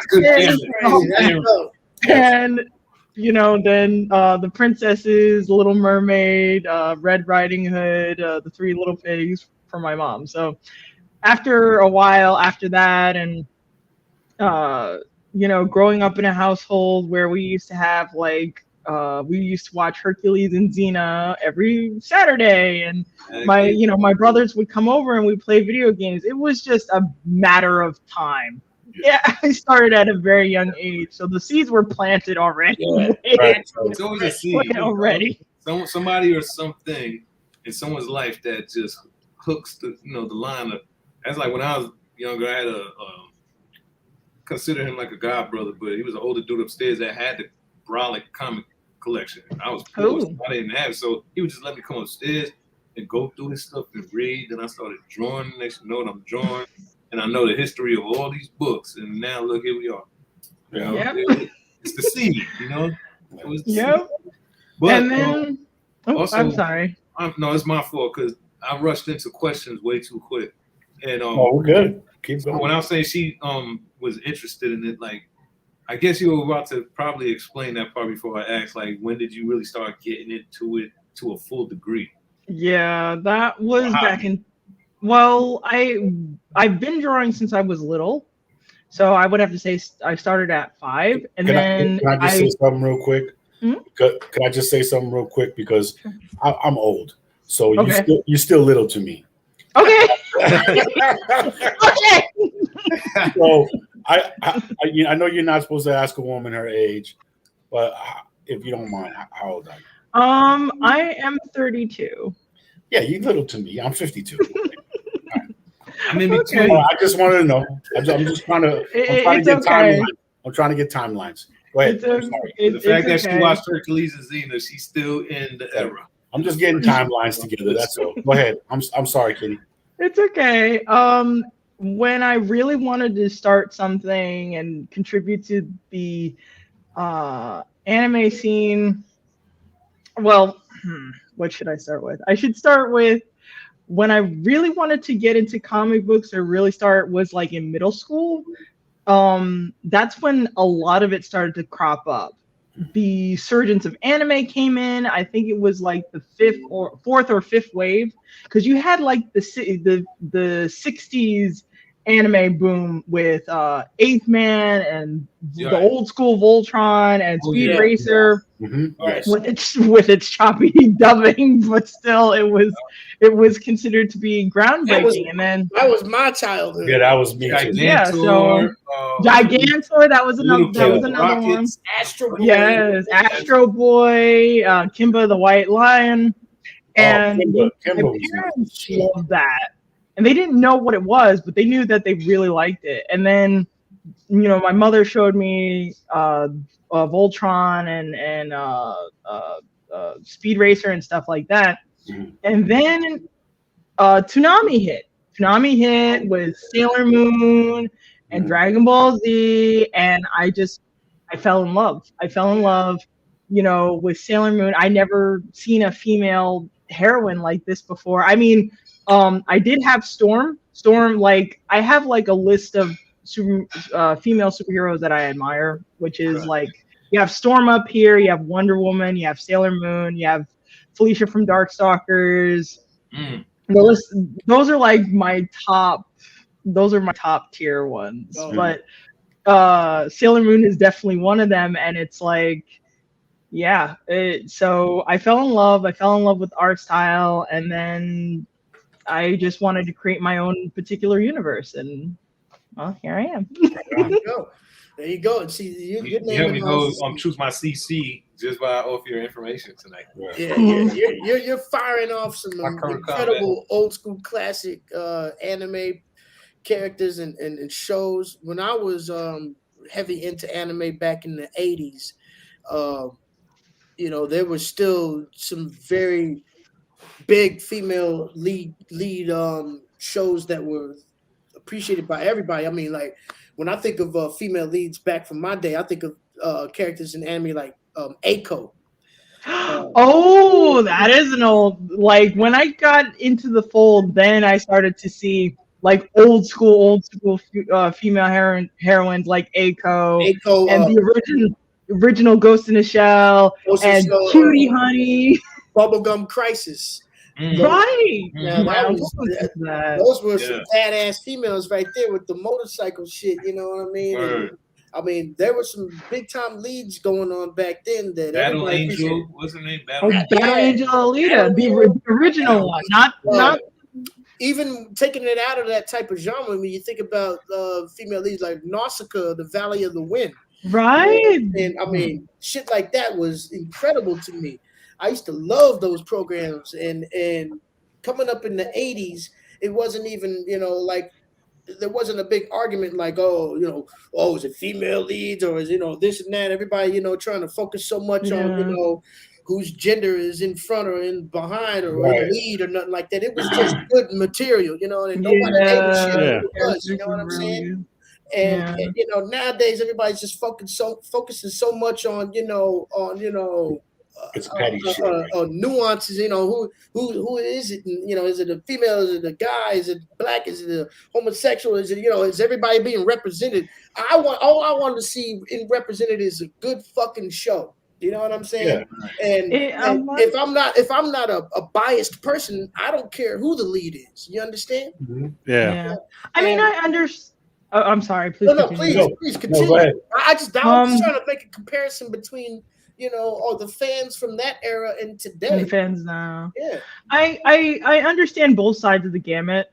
especially that I'm in that. I'm like, I have one leg in like the old school era, and then with my parents, you know, teaching me the ropes and stuff like that, and then I have the other leg in the recent comic book era. And I get it.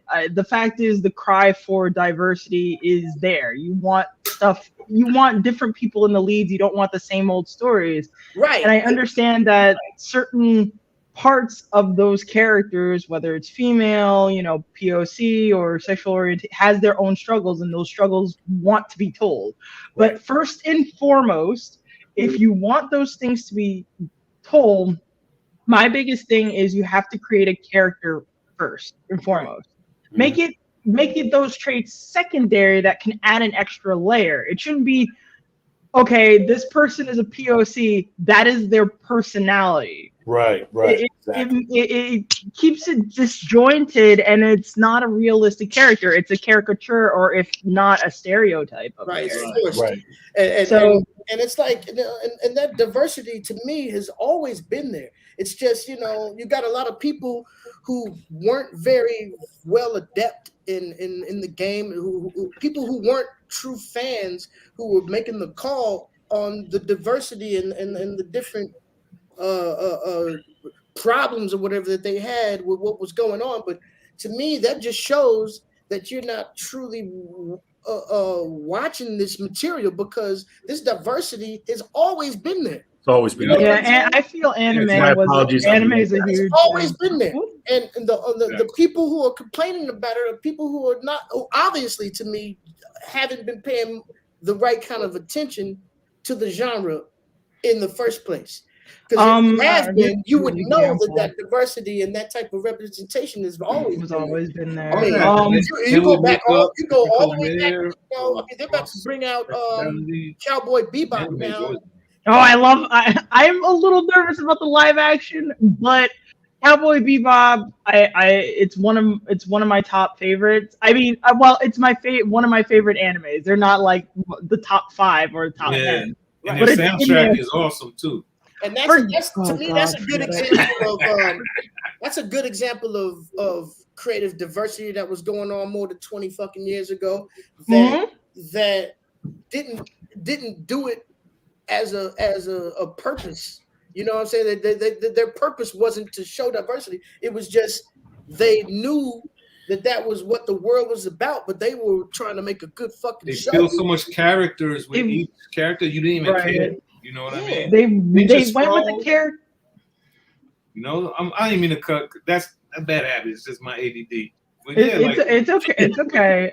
Movies, like, you would notice certain things with characters, but you didn't care because the characters were there.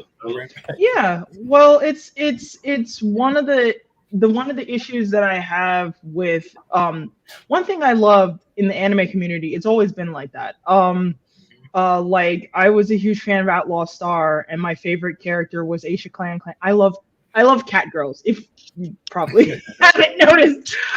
But like, I love the Japanese folklore of the Bakeneko and feline-based characters. And there's this one character named Aisha Clan. And she's chalked up for a lot of hilarity. She's more of a token of comedy than actual action until like towards the end of the show.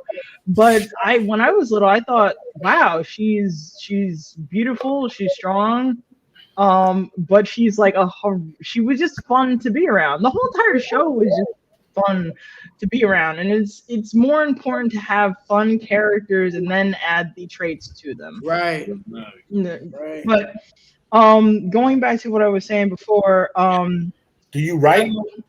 Yes, I write. Actually, before I was on this podcast with you guys, I was writing more of my manga. I was doing more of the writing and revisions of it. Yeah.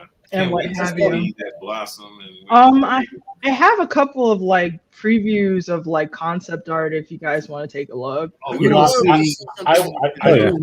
was also looking at your I went to your YouTube, and I really enjoyed the speed painting, that little clip you had when you were speed painting. Thank you. And the way you put it together was great with the music underneath. Yeah, Thank you. I like that a lot. So I subscribe, by the way. Thank you. I really Me too. appreciate Me too. that. All I say, how long did it take you to get nice with it? Because we all started drawing because we love art, but not necessarily art savvy yet. But then the more studying we do and more drawing, you start realizing you got something there. Because I notice you pay attention to detail and proportion and perspective now. Yes, but I would have to say that it's always been like that. It's always been a journey throughout it. I didn't necessarily realize that I was really, as say, considered a pro at it. If anything, I wanted to try various different things. I didn't want to be in my comfort zone anymore because I will say that a lot of my beginning artwork started with pinups. A lot of like the burlesque and the cabaret scene. So I did a lot of that for a while, and after a while I knew that with the story that I wanted to create later on down the road, and this is like back in 2013. Yeah. I wasn't gonna get far with just doing pinups. I had to learn more. I wanted to learn more about how manga artists did it or what they have to go through. And it's a challenge. Like, even to this very day, I still feel like my artwork is not up to par the way I would like it to be. Yeah. And I just I try various different things. I try traditional, I try digital, and I just try to go for different types of references and just experiment with a lot of things, and had to really ask myself, what do I really want to get out of what I do as an artist? So there wasn't really a specific time. It's more of, this is a person who's curious, who wants to know more about the art world. So try this, try that, see what sticks, see what you like more over other stuff. And now, I have to say, what is diversity like in the manga creative community right now? I mean, I know we all know that manga, of course, is a Japanese art form that derives from many years, decades ago, and it's blown up so much. It's come into all of our homes. We're sitting here as diverse as we are on this show right now, talking about it and looking at an incredible creator such as yourself. So I mean, in something that has roots in the culture that it does, what is it like being a young Black artist trying to break into the manga world? well, as of right now, I'm still at the beginning level, but my first and foremost philosophy is, when you adapt or appreciate something that is from a different culture, pay your respects first and foremost. You are a constant guest in their house. There you go. Right. So you must pay your respects. So that, not just looking at the history, not just admiring their artwork. If there's certain, I know it's kind of tough because I've seen a lot of people on both sides of the gamut that, hey, Japan has their way of doing things and they have a hard time adjusting to the new. I've seen that a lot in their infrastructure. I've seen it in the workplace, etc. But at the same time, you still have those who are in the same culture that is willing to experience other things, that they want to open the doors to you and give you a try. That, but first and foremost, you have to appreciate and know where you get your stuff from and respect that aspect. So that's my first thing. I think that's actually anything. If you like jazz music, if you like blues music, I was definitely gonna make a comparison to a certain musical genre that hip hop is right. You have to pay your respects and all the people that came before you. That came before you, because there are some people that, like, for instance, I know I can't remember this studio. They recently did 3 animes as of late. They did Yasuke, they did They did what is it, Demon Slayer Unako and Cannon Busters. Those were, I have to say the animation was really good for the most part, and I love those. Cannon Busters was my personal favorite because it reminded me of all the old school anime of like how I would have to say like road trip anime. But it's a black studio in Japan.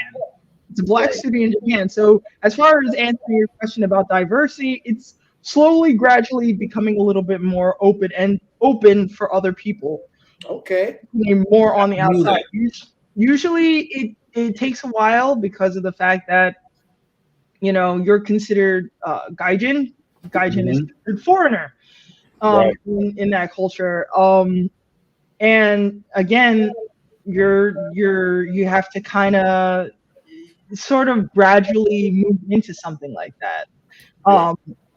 I also see on a lot of cases with Twitter, you have people who enjoy the content of all ages, all backgrounds and stuff like that, but also sometimes they press their viewpoints in some places where that can be damaging and can set people back. Right. Like, why certain characters, like, since I think in this country we're going in through a little bit of self-awareness and a little bit of more of awakening of ourselves now. Absolutely. Since, with the wake of the internet and, social boundaries are basically starting to meld into one another and bleed into into one another, and people wanting justice and fair treatment. They kind of put that in places where, like, for instance, like you said before, going back to asking for diversity and stuff like that, that's all well and good, but also telling artists to write certain stories that you would like to see more often, that's well and good, but also you have to consider the artist's feeling, what the stories they want to write. They might not necessarily think, the stories, the diversity angle is fine, but this is maybe not the story that they want to write right now, or at all. They might not be feeling that concept right now, and they want to tell other stories. You have to respect that. And if you have an interest in it, it's kind of tough, but you could either write your own story or what have you, or have other suggestions, but don't pressure other artists to do what you want them to do, because then you cause them to shut down. Yeah. And that's not something you want.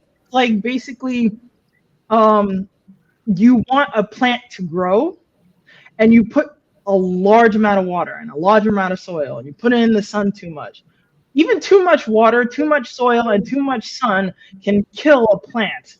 Right. You have to give it time. You have to give it time as much balance. So it's really hard to manage. I will say that, but it's definitely something to consider. You were going to show us some of your stuff? Yeah. Do we have some printed exclusives, or do we have a website? I have previews I sent to Victor. I don't know if he got those. Check your email right quick if you can. Sure. I saw those actually on the WhatsApp, right? Well, pull those up.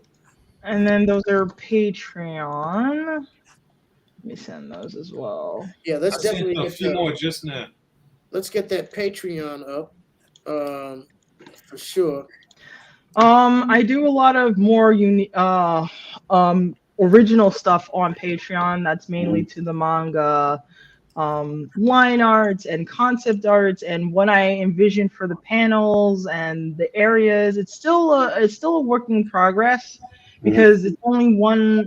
I'm like the central piece, and I have like maybe a few people, maybe 3 other people or 4 other people that are working with me to make this manga happen. Right. But it's still all on me for the most part. So it's gradual. It's gradual. I can tell y'all a real quick funny anime story if you'd like to hear real quick. Sure. Well, I used to drive Lyft on the weekends, or actually more than weekends, but like part-time. Okay. I remember picking up some college students, and the first thing they said was, "Derek, if you don't know anime, you can't be our driver." And I Wait. Yeah, that's what they told me. Right? These are college kids. Okay. I was like, okay, get in, let's go. No shit. So we start driving. I was like, so you talking about like Fist of the North Star, Go Oh, wow, that's 13, Legend of the Overfiend, Wicked City, and they were like, I've never heard of those, and I pulled over. Check this out. I pulled over. I said, okay, get out. Wow.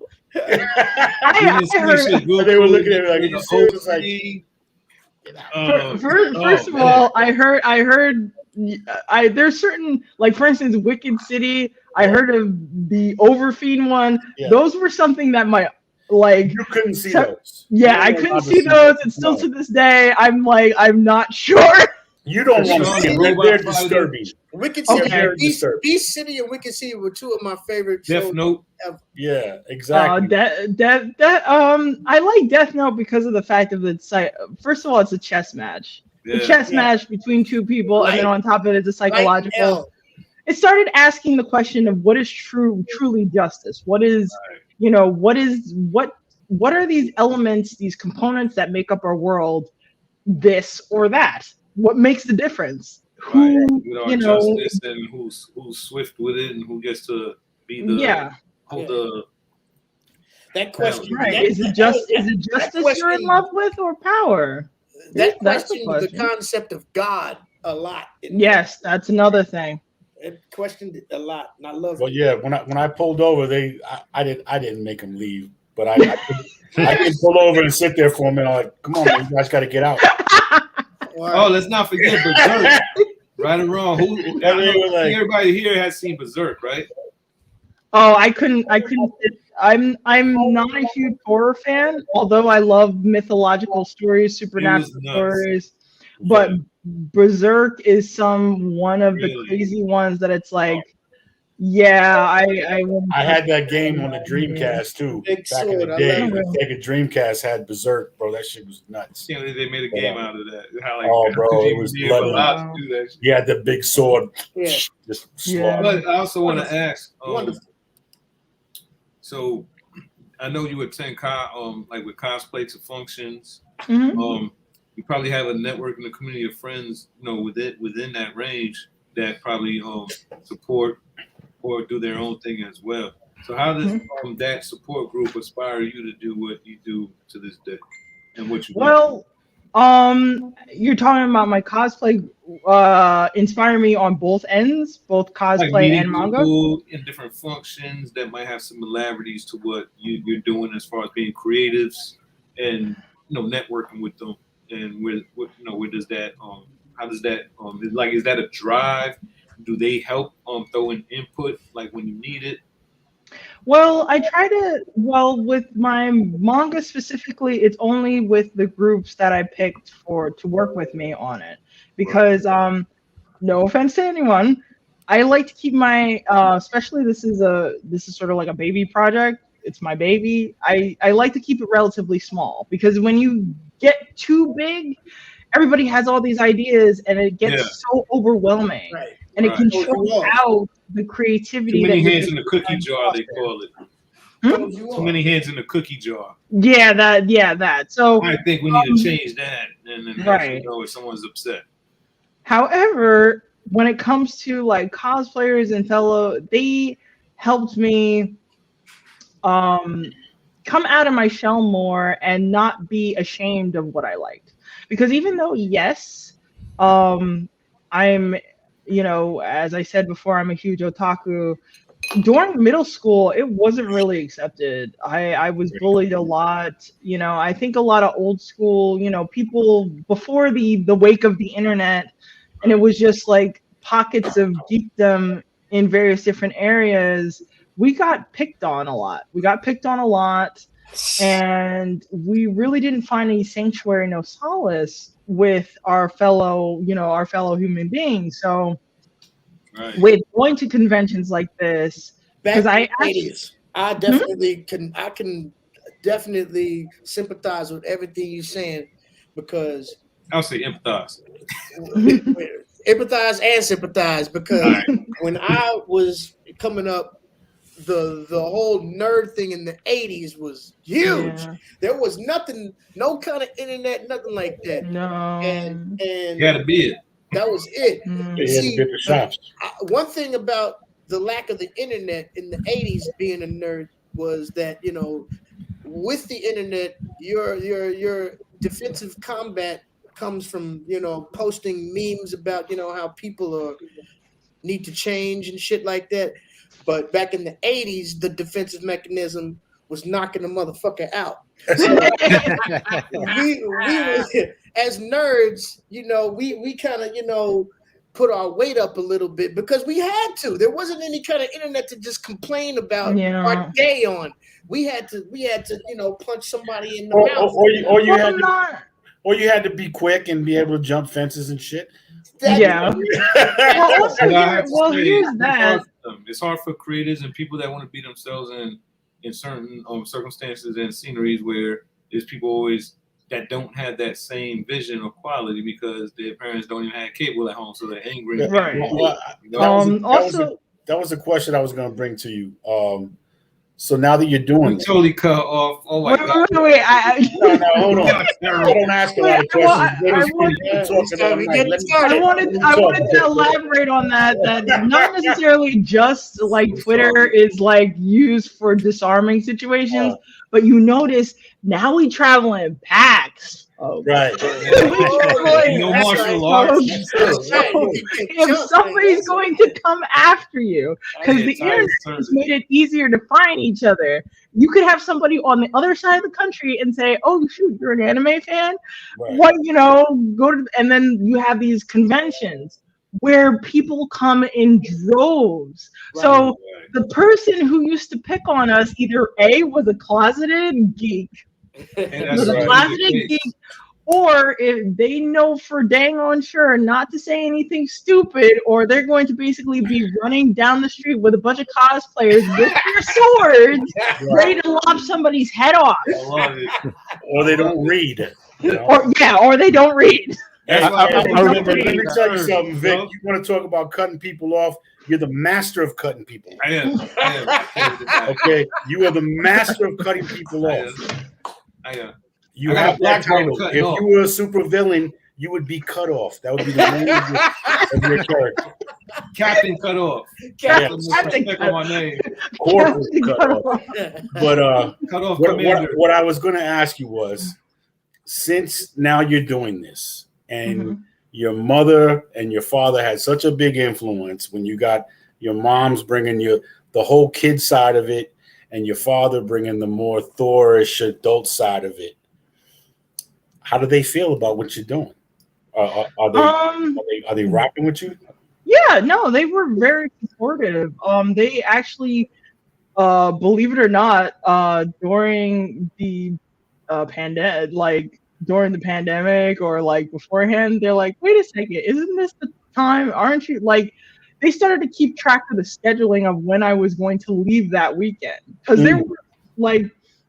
Excuse me, they know in the spring I used to do 2 big conventions early in that spring, which was Anime Boston, and it was also mainly Anime Boston and East Katsucon. Was it? No, I'm sorry. East ColossalCon East. No, wait, that was in the fall. I'm sorry. So, no, it was Anime Boston would be for the spring, and then for the summer it would be Kineticon. And then during the fall, it was during the end of the summer you had ValleyCon, which was up to where I used to live, or Hudson Valley Con, and then during the fall, I had New York Comic Con, and I would have Anime NYC, which I'm going next week. I'm guessing you're from New England? Nice. Yes, I am from New York. Oh, okay. So I am from New York. Yeah, shit. You might catch me on one of them Anime NYC days next week. Okay. I'm going all weekend. So. But you didn't tell me about. So how do they feel about what you're doing? I mean, are they? They were very, very supportive. Okay. My father actually he was the one who kept up with my artwork. He would draw with me half the time. And then my mom would, like I said, do scheduling. She would support me when like I was not going through a creative drought, but I was getting frustrated with my artwork and I'm not gonna get to where I want to be and yada yada yada. She's like, no, you gotta keep trying. So they were very emotionally supportive.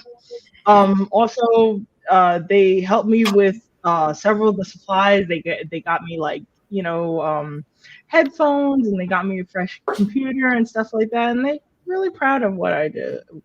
So that support is so great, especially when it comes from a family like that. Yeah, because I hear a lot of horror stories. Some parents are like, well, why you're wasting your time on this. You should get a job or something like that. Or YouTube is not, you have to do what you love to do. Life is too short. For sure. To do something that you don't like to do. Actually, I got off the phone not too long ago with a friend who was basically saying the same thing. They had a friend that, unfortunately gave up their career as an artist. And, now they're living. I hope they live an okay life. I'll tell you this right now. I mean, you got a couple OGs on this show, and I'll say right now, from the perspective of somebody's been here for a little while longer, peace of mind is much more valuable than any dollar amount that you can get. Yeah. You know what I'm saying? Well, not any money dollar amount, but Hey, ready? Question: Can I share? Like, can I use the function below to share the pictures, or like? I got some. We're gonna take a look at some That's stuff right. now. Let's see this. Let's go ahead and get into some of this amazing artwork. I'll send you one more that I know is Sapphire right now. Now, when I put these up, you can tell us a little bit about the creative process behind it and what little information about each of these photos. Let's take a look at this one right now. Oh, this one. That was a recent commission that I did. And they wanted like their OC. And I really loved nature is a huge driving force with me. So I like to go on walks and actually like this time of year, the foliage is changing. So it's really, really nice looking. So I get like supernatural, like glowish vibes. That's why I have like the markings on this giant cat here. And I just like the interaction, like she's basically just sitting and being happy with her little small cat and then leaning on her big feline friend. Right. She's like babysitting the baby cat while mama takes a nap and shit like that. I like her. I like the Tims that she's got. She's rocking. She's got the 40 belows right now. Those are about to come out of the closet in my crib right now because the snow's coming. She's got the Princess Leia buns going on and shit. I like this. This everything. I'm seeing a lot that I can appreciate in this photo. Thank you. Absolutely. A lot. Green eyes, everything. Thank you. That's tight. All right, let's move. Let's keep it moving. Yeah. Oh, this one. Well, like I said before, I come from a background where cabaret and burlesque is like a big thing. This reminds me of college right here. Oh my god! But like I said before, like burlesque has always been a big thing. Beside, like I said, my mom, even though that she did like read me fairy tale stories and stuff like that. She also introduced me to a lot of musicals. So like Sweet Charity, Burlesque, Moulin Rouge, all that, Cabaret, Victor Victoria. So they had like the risque bars back then. They had like, but it was also a sense of expression of sensuality. It wasn't just solely sex. It was just more version. It was entertainment. Right. It was an expression of this. Absolutely. Now, I mean, let's get a little into the detail of what you drew right here. I mean, we've got this. You should have seen some of our cover combats. This female alien. What do you mean? What do you mean? What is this sauce that's cascading over her body? Right here? It looks like caramel. Caramel, like I said, actually to tell you the truth, during that time frame, I was like heavily inspired by cakes. Okay. I don't know why. It's just like I try to get my inspiration from various different outlets, and cake was a thing. Nice. I can You see know a lot what? of You know cake. what this? You know what this gives Funny me? enough, I don't eat cake though. Yeah. I'm not a sweet eater. This gives me nachos vibes right here. Actually, Nachos, Really, okay. nachos? Throw some jalapenos on there and bam. I was thinking it gives me butterscotch nachos vibes. or caramel. One of those. I love it. I love it. Mm. I love it. It's all about interpretation and inspiration. I can see that as a book Well, cover. I think Batman Um, would love that one. This is I'm a beautiful. huge well, if you haven't noticed in the background, I'm a huge Pokemon fan. Mm. So this was like early not this year, actually early 2020. I was on a convention trip, a Pokemon tournament, and I was selling these in my booth. And a lot of people seem to really like the new adaptation of Ponyta. So I was like, I wanted to try my own hand at it. And I think I did a pretty decent job. I'd say you did a damn good job. Look, I mean, the coloring, the shading right there is incredible. Mind you, this is all by hand. We haven't even touched the digital stuff. Yeah, this is not digital. This is more traditional. I love the shading, the different gradations in your grays right there. Yeah. It's just, Thank like, you. so much depth, and I love it. You know, there's a lot to look at on this too. It's like it looks dream state and edible at the same it was time. like cotton it's like candy. cotton candy. And it has the hand colored drop like Momoko, you know, like the hand colored. We eat a lot of edibles. Oh, I see. Like the deli. No doubt. I love it, man. I love the eyes. You know, it's mesmerizing. You know, it's like And I was about to say nostalgia, like a like unicorn, but it is a nostalgia. goddamn unicorn. Yeah. Did it again. I love it. I love it. I love it.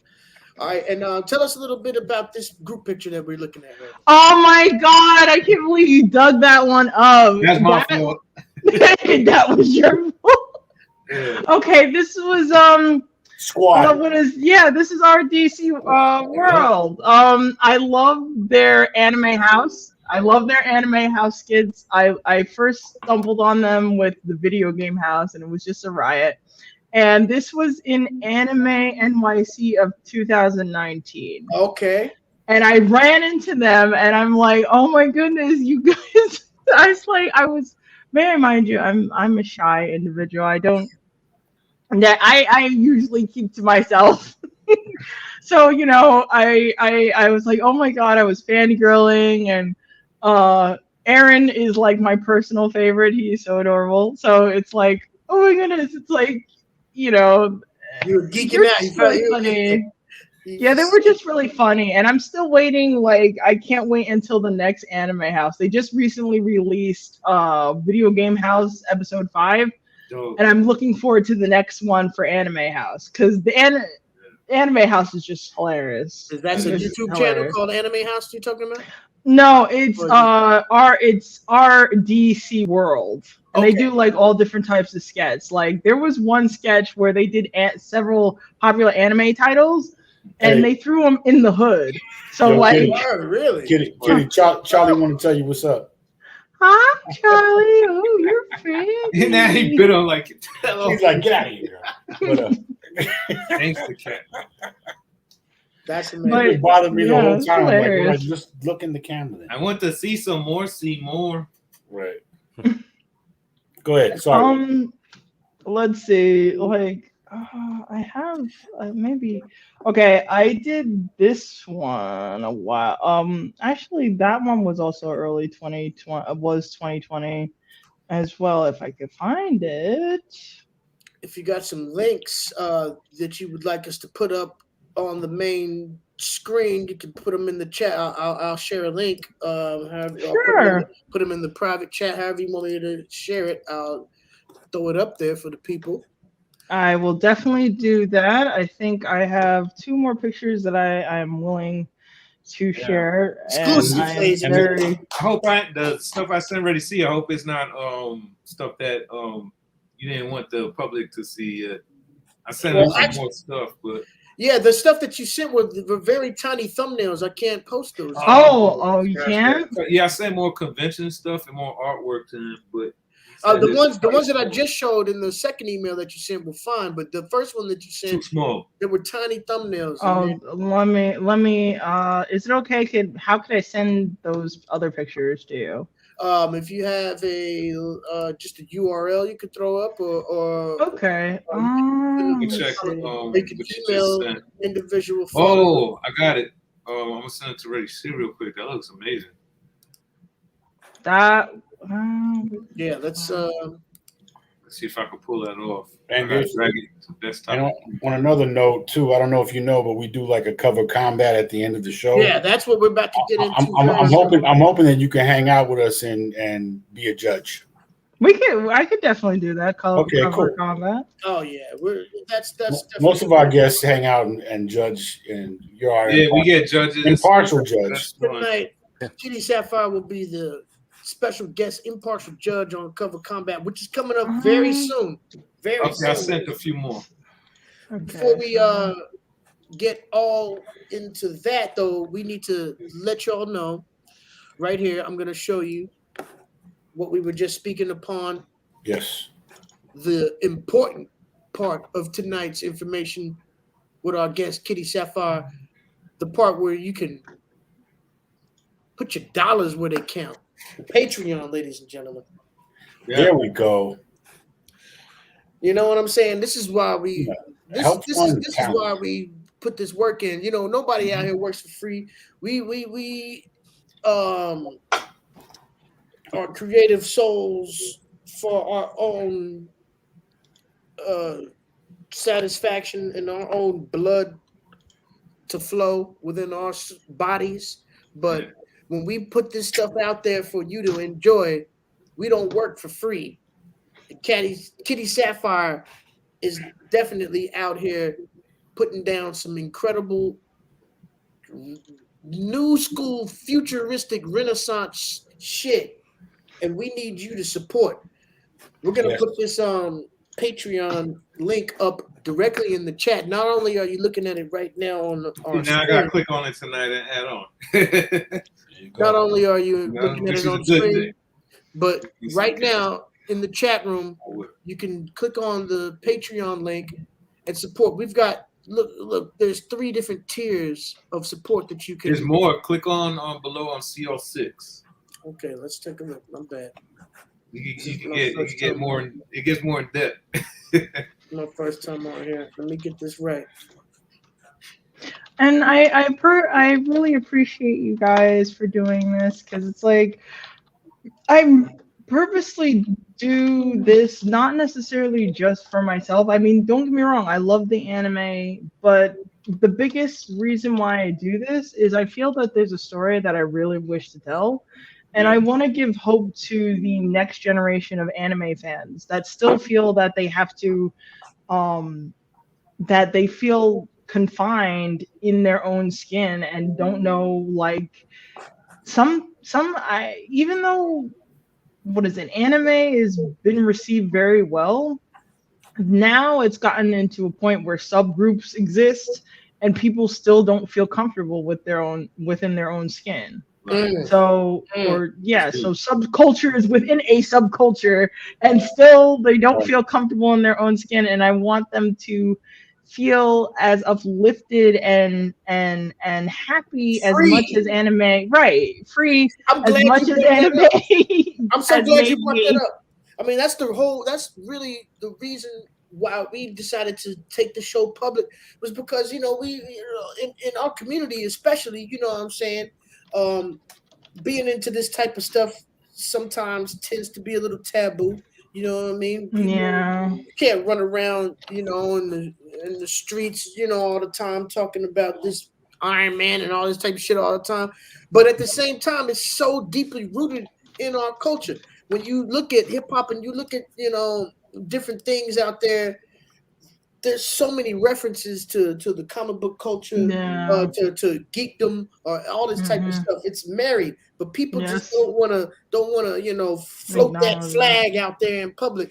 That's the reason why you know what? I think it's different, bro. I think this shit's becoming cool now. It is only because of the Marvel movies. That's only people that are out there talking about the movies. But there's a lot of shows, there's a lot of podcasts, there's a lot of video casts that they're bringing it to the forefront. It's becoming cool. Yeah, but that's the TV and movie culture shit. We're talking about the true geeks who, like us, who collect the books, who go to the comic shops every I used to play Dungeons and Dragons. So I love Dungeons and Dragons. Every Sunday to this very day, I have played Dungeons and Dragons. Don't get me started on that. Don't get me started. I've written great stories for fucking Dragon, for what you call Dungeon Masters. Really? Yeah. Oh, he has. He really has. Actually, I got some good stories for you. Originals. He has a new video pitch where he has a new story. I'm still waiting. He's I'm still waiting for somebody to DM for me. What is it? Curse of Strahd. I'm still waiting. Nobody has done that for me. I want my dark fantasy. I want my gothic dark fantasy D&D run. Please. Oh shit. You gotta promise us one thing. I want to know. I would like to know a spoiler about your story. You know what I mean? But I also want to be contacted when that starts popping, because we have had guests here where they do Kickstarters. Whether like Matt Johnson, he does a Voice Me, where he does his online comic, and everyone has their different niche where they I got a bus funded or they do what they do, and they build a good fan base off of it. So we've been actually involved with a lot of people that started from the ground up, and they're doing fairly well with their projects. Okay. And it's such a happy thing to see. That's why I love to stay in touch with everybody that's on the show. I follow up, I support with everybody that ever comes on our platform, because I feel like everybody like that we came across has been some real special individuals and talented. Yeah.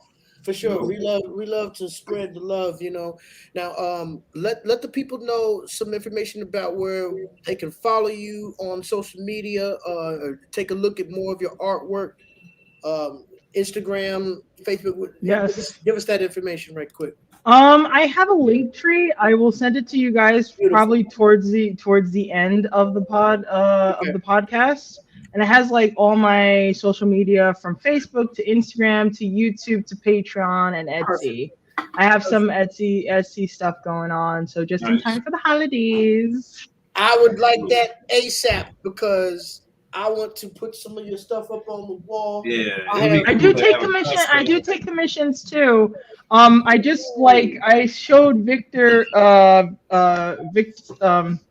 Victor my two pictures that I made for Halloween. Well, one picture I made for Halloween, which was a crossover between Kingdom Hearts and Dragon Ball Z, and I married the two. So having Goku turn into like this heartless, this cringy heart, this that's fine. Blue heartless.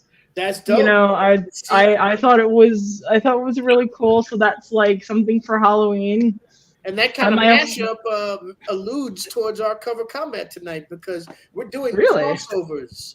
I love crossovers. Yeah, we're doing crossovers. If you haven't seen on cover combat is crossovers. We're going to be taking characters from completely different companies and crashing them up on covers, and we're going to battle. Those are fun. It's going to be incredible. I love it. I will have to say I won't say only, but the only time, like, I have a question. Have you guys watched Death Battle by any chance on YouTube? Oh, yeah. The recent one the second to recent one I'm not really too happy about. Really? I do. That was the Halloween one with Alucard versus Dio Bandu from JoJo's Bizarre Adventure. Oh, wow. Well, as you can tell here, I think you know which team I was repping. That's my guy Helsing. Very upset. That's my guy Helsing. Yes, Oh, I love. Alucard, That's my like one of my top 5 favorite animes. That's that was Now amazing. going to top 5. What's that you got in the background back there? By the way, put it on the single screen again. Ready? What, this? Brave. Another dope one. Let's look at Yeah. your plush collection back. Your Oh, plush. so you're so this like I said, I wasn't kidding that I have like, That shit is hilarious. yeah, I'm not kidding that I'm a huge Pokemon fan and I have like my scissor blade here. Oh shit. So yeah. Okay. So That's a deep collection back there. yep. That it is. And may I mind you, I have more. Okay. Wow. I can I have imagine. more. I can imagine. I realized we hadn't had you on the single screen much tonight, so I just wanted to do that real quick. Yeah, absolutely. I appreciate it. Thank you. Yes. All right, now you're definitely going to stay with us for the Cover cover combat combat. segment Mhm. right now, but we're going to get into that's the favorite part of the 3 show. rounds of a whole lot of who got And wild cards if you have them. Apparently, we have a lot of wild cards tonight. We all found a bunch of books. we let the Well, audience decide. I feel bad because I'm Give me a still minute. like going through my I'm still going through my boxes in Uh-huh. like I just recently moved, so it's like Oh shit! Where did Reddy go?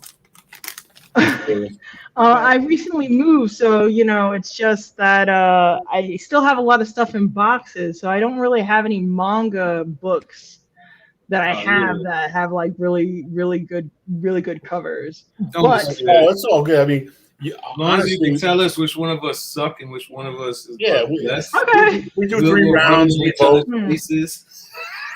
okay. We do 3 rounds. We vote. I think I'm gonna the chat This votes. is the first week I admit I think I would get chewed up. But I Okay. think these guys are really ready. Okay. This week. I don't know. We get chewed up. We all get chewed up every week. Somebody. Yeah, it gets intense. Reddy seems to think he wins every week, even when he doesn't. But Yeah. Yeah, he uses a It's fake all account good. to vote for him. it's all good. But Well, we'll see what he has before we we get like what was last week's? What did we do? We did westerns last week. Okay, so And that was what's actually the pretty cool. so what's the topic for Yeah, today then? this week is crossovers, like you said. Like Okay, the so- Let's say different- like a Marvel or DC crossover, Okay. crossover from different companies that Yeah. will merge up. on Okay. a cover. Okay. We have 3 rounds. We pick a Cool. different theme every week. And this is where all the friendship goes out the window and we just go at Right. each other's throats. You know what I'm So- saying? So you can mix it around, and she can tell us when to stop. Well, we have Okay. that'll happen in a minute. Tonight it is time for cover combat with our impartial guest judge, Kitty Sapphire. Here we go.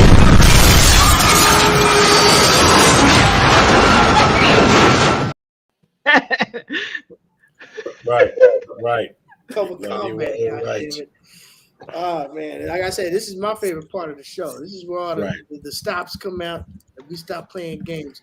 Now we're gonna. Even though you lose all the time, is your favorite part still? I win every Oh week. wow. Why ain't you switching yourself around, Reddy? You keep I win putting every yourself in the one spot. I put Kitty Sapphire in the judge's position. Okay, there we go. And tonight Now, Kitty, you can close your eyes and just say stop whenever. Okay. we switch around the order, and whenever our judge says stop, we stop, and that's what it do right there. So when you tell us to stop, that will be tonight's order of cover combat. Okay.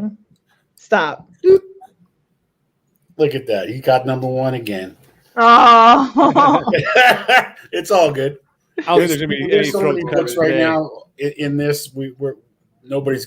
Oh, See, what doesn't matter? It doesn't matter. here's the thing, Kitty. Sometimes people get their throat slit, is what we call it, when you have the same cover that the other person did and you can't play it.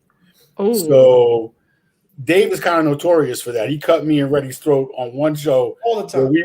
we only had 3 For books, shame.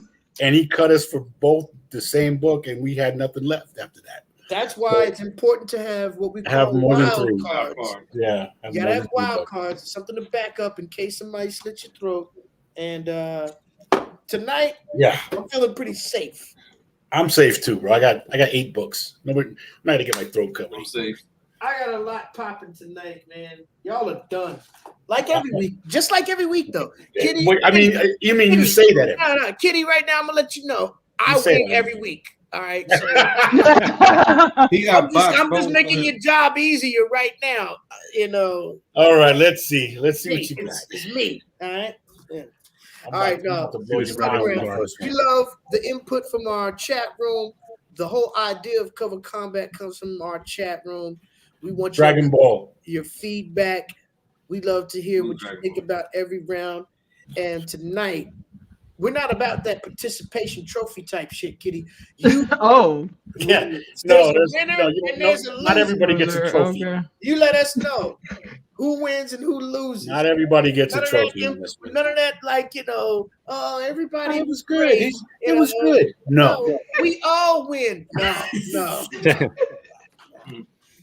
All right. Let's go ahead and get this thing set off. Round 1, Cover Combat. Let's go. Round 1, fight. All right. Crossover comics tonight. You wasn't kidding. You got a bunch of them. Yeah. I got some heat for y'all, man. Okay. Pick a good one. We're mashing up characters from different companies. I don't know. Let's set it off like this. Consequences, Holmes. Y'all weren't expecting these two guys to come together. Okay. But they're both Snoopy and Strawberry Shortcake. They're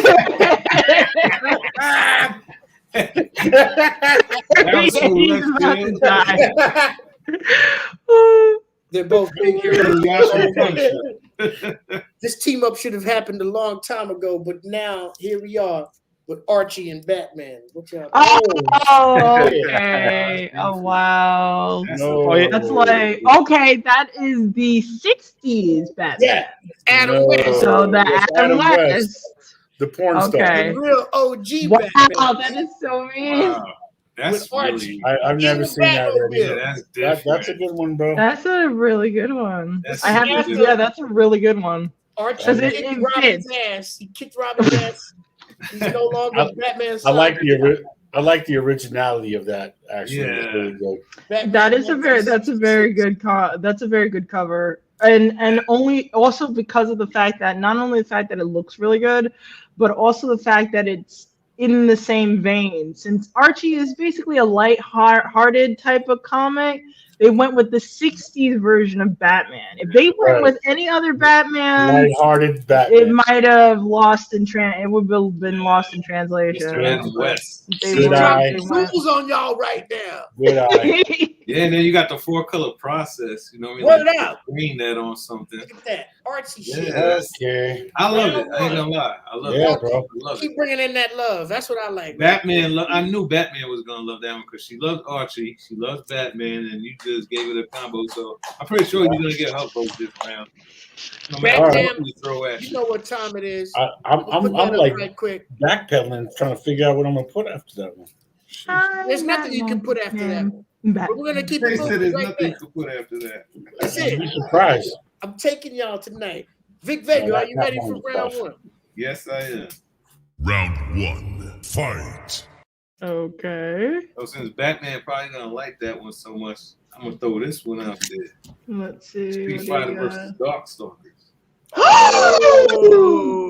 Oh, you have plucked my heartstrings. Yes. How dare you? Yes. Oh my goodness. Oh my God. I am sorry. I can't. First of all, I can't emphasize how much I love me some Darkstalkers. You have no idea. So you did your homework. Really? Oh my God. This is terrible because I'm supposed to be non-partial, but oh my God, this is and also I love the cover itself. I mean, don't get me wrong, Darkstalkers and Street Fighters is an extra plus, but then you have the redefined detail of Victor and Dmitry Maximoff, with Chun-Li and Ryu. Yes. And technically, and a little history, Dmitry was supposed to be the main character. Morgan just stole the show. So it's like to see this against the two would-be classical main characters. I'm sorry. I have to give it to. I have to give it to him. I have to. I'm sorry. guess, I'm sorry. I'm sorry. I'm sorry. You did your homework. Oh my goodness. I Oh forgot my there's goodness. 4 you did guys this. left. I We guess should move on to round 2 then, or shit sucks. Woo! You know, you really Tactics, pulled the baby. cord. I don't even know Oh, if I want to you show know these what? books anymore. I think Mwah. Oh my goodness, that was Vic and Kitty great. were in cahoots. That's what that was. How dare you? They had a That's meeting. That's Reddy's mentality right there. There's no way I gotta win. Yeah. That's funny though. No. All All right, I'm gonna go with Vic this one. Vega, Then. you just dropped a firebomb right there. You did. Dropped a firebomb. Yeah, blue versus red right now. The way red looks. Playing to the judges. Playing to the judges. I ain't mad at you. You know. Word. What I'm saying? What's the chat saying too? You're Because trying to get your we case. got more judges Love the than. dark colors. Trying to get your case dropped and all that. I ain't mad at Oh my goodness, Batman. She knows. Oh God, I'm also a huge Chun-Li fan. Like she is the first lady of fighting games. Right. Oh, Yeah. Yeah. Oh, yep. Yep. There it is. Yep. Mm-mm. We're getting bloody right now. My It's God. bloody. It's Woo! bloody. All right, D Okay. Strong, are you ready? Let's set it up. Round 1. Round 1. Fight. I don't know, man. I got a little bit, but. It's You always act on. you know, Come when on. I you saw always Reddy, acts like that. no, but when I saw Reddy's, I was like, I lost, you know, and I got then CDs and then before Vic comes in, and here's the thing, in my opinion, I still like Reddy's better than Vic's, but I don't know the history behind Vic's cover like she does, so yeah, that's where I go with that. But because I'm old, I know Batman and I know fucking Archie. Come on, but you know, all right, fuck it. You know what I'm gonna do? I'm gonna go with this cover. Okay. Oh. Uh-oh. What the Okay. I'm gonna go with the Overstreet special 50th anniversary comic book.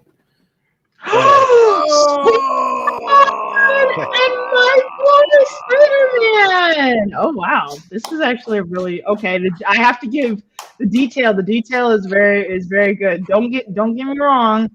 I have to like. Yeah, it's far on cover too. It's a That's little far. hard now because it's like, if I had to put it in order, if I had to put it in order, I don't think mine competes with the it books that does. I have, but I'm just saying this is the one I got. But that's a classic. And then also Spawn's detail. I love the cape of K in this. And then on top of that, Spider-Man hanging underneath reminds me of the like old school Jack Kirby, like a modern day version of Jack Kirby style. And I love that. Yeah, You're such a gracious judge. I appreciate you so much. That's so dope. I But love see, that. that's a real judgment right there. I love 'cause that. It's tough because now you have to like. I give Darkstalkers because Darkstalkers and Street Fighter, that is like, remember, I was a gamer That's you. first, and That's then, you right there. yeah, so that's like my soul on a plate. Right. But the craftsmanship, I have to admire. I have to give good craftsmanship where it's due, even though I might not necessarily like. Spawn can get really dark at times. Not all the comics that I actually like of Spawn, but his design, the design of that cover and Spawn's design overall is just gorgeous. The cape, how it flows, how you have like this metal aspect of it, but it has a little bit of a hint of dark elegance. This isn't actually a comic book, you know. It's the Overstreet comic book guide. Right. Still, it's a nice cover. I didn't realize Yeah, that. exactly. It's a cover. It's a cover It's comic. a nice cover. Isn't that what we're here for? Or are we here for covers? We're here for covers. You got it. It works. I love it. David. Lost issues. Wrapping up round 1. Round 1. I David. feel like this is like the end of the whole fucking combat right now, but we're only in round 1, and we haven't even seen Super Dave, the Silent Ninja. Let's roll. Let's go. Round 1. Fight. Going with Witchblade and Wolverine. I'll be Ooh, okay. Okay. Because I remember the era of Top Dog Witchblade and Top cow. Lady Yeah. Death and oh goodness, there was there was Lady another. Death. Oh, I'm late. I'm sorry. The three ones that I basically saw in comics that I grew up on was Witchblade, Lady Death, and Vampirella. Yeah. So I always have to Yeah. give honor to the triad Yeah. in that respect. This one is a little simple cover, but it's a fun Unholy cover. trilogy. Okay, fine. If you want to call it like that, yes, it's the unholy Well, trinity in that regard. Are we showing our first? Yep. Show your first Showing one. it, So right? Okay. this one is very lighthearted and fun. So if I have to say, oh dear. So Round one. from a artistic point of view, and it, oh Just go with god, your Winners heart. and losers. Go with Winners your and heart. losers. winners. No participation trophy. Go with Right, your all heart. right. No participation trophy. I have to give it to D Strong. I'm No. sorry. Yes. Be strong. The reason why is, again, I state where I have to go with the craftsmanship. I'm sorry, I I have was to gonna go say, with that. go with As your much heart. You should have went. Victor, you were tickling. It was that close, sir. So don't get it twisted. I appreciate that cover, but I have to go with the craftsmanship first. Craftsmanship and showmanship is most important in that case. I'm sorry. To their skulls, you know, Yeah. and their hopes as well. But if you have any other Darkstalker comics, like, art books and stuff like that, just send them my way. Right? Okay. Now everybody's gonna go through the bins where they live at and look for Darkstalkers. Oh shit, man! I did not expect that one, but thank you. That was These like they low key nuclear like bomb round one right there. No, I That round actually, one just was the like the arm. whole show. if I had to pick, like I said before, I would have picked Reddy's cover. I thought Reddy's cover was crazy, but Well, it was the you never best. know what am you I get gonna say? on Cover Combat. What can I do? What can I that's do? just me. I'm always the best. What can I do? All I can do is go to round two. Round 2. Fight. All right, Okay, what do you got here? y'all are done. This is it. This is something I should probably use for the final round. But I'm not worried because you know what? You worried? No, You're worried. y'all are done. All right, let's go. Let's I go. got Captain Kirk with the X-Men. Oh shit. Now that's a classic. That is something that I definitely, I heard, X-Men versus Street Fighter, you have X-Men versus the Avengers, but I never seen this before. Me neither. Never. So, and I love Captain Kirk's likeness in this. It's really nice. And he actually went, Really nice. he actually went to Kirk. space. He actually Yes. went to space recently. What are those things? That is- coming out of your hands. He paid like mad money to go up there, but he's Yeah. I mean, he's done. I have to say, this is a very interesting cover. I really like it. Is that? Well, that's Jean Grey. This is a very nice. Yeah, this is a very nice cover. Genie in the middle. Yep. Yep, I like it. I really like this. I gotta cover. confess, I'm a big fan of Will Chapman. Yo, Really? I always Will thought is the god. What are you Everybody talking is. about? he's He's just the most like, brazen. And look how shit presidential. talking. Look how presidential he looks on this cover. yeah, from Black and White to Twilight Zone to Star Trek to Priceline.com and everything. Like Me he's and William just- I've never Shatner. seen that before, so that's a new one on me. That's Me and William definitely a new Shatner one on me. hold Think the of the same story. gut. Think of the story. Think of how swashbuckling Captain Kirk is across the galaxy. He kicks as much ass on his own as the entire X-Men do. He is the know what original I Star. think? He's the original Star Lord, bro. I think Will Shatner. No, Captain Kirk is No, the one that Captain tells Kirk was a Cyclops lot. that Was a your lot dad is likable the more than Starjacker. Star Lord. I'm sorry. He was more likable. So than Star Lord. Cyclops' I dad think was he's like more a likable than international Star-Lord. pilot, right? I'm I think sorry. Will Shatner was the I one who agree. liked it. He's like Star Lord's uncle. Star-Lord's a Yeah. nerd. He was a complete nerd. No, I think he's just an a-hole. He's just an a-hole in that regard. He was, what is it? He was raised by Ravagers, so they're basically the sort of like space hillbillies of the universe. Right. And then on top of that, you find out his father is a deity, but not one of the good deities. One of the many deities that, like the elite deities, that would say, okay, you, sir, caused too much trouble, you're exiled or basically cast away into like a jar or something, or a parallel dimension. Right. He is just surrounded by a-holes, and he became an a-hole himself. So Right. I'm sorry. Yeah. And He's a small a-hole. I guess Kurt when he's William Shatner is more like Star-Lord. Because he has the reputation of being an a-hole. So. Remember the Star? They showed how he was wilding out as a cool dude, man. No, he's cool as shit. He just doesn't take no shit. So they exactly. They call him an Well, asshole. when you get to that age, I guess when you get to that point in life, you don't have time for it. Why take shit anymore? Right. Yeah, exactly. He's like, He has seniority, so he deserved it. 90-something years old and still the coolest man on earth. Oh wow! God bless him. And off Earth. Chat room, let us know what you cool. think about that. Continue on. I'm gonna get a Shatner t-shirt like that. Are you ready for round 2, Vic? Yeah. Yes. Let's go. Round 2. Fight. You had me the last time, sir. How about I go first and Reddy went first last round? No, you're not first. You're oh yeah, Will second. You're second. Put that chihuahua down, nigga. No, what was it called? No, it wasn't Chihuahua. It was Chihuahua. What's it? I'm gonna go with my man Batman and Grendel. Oh, Grendel.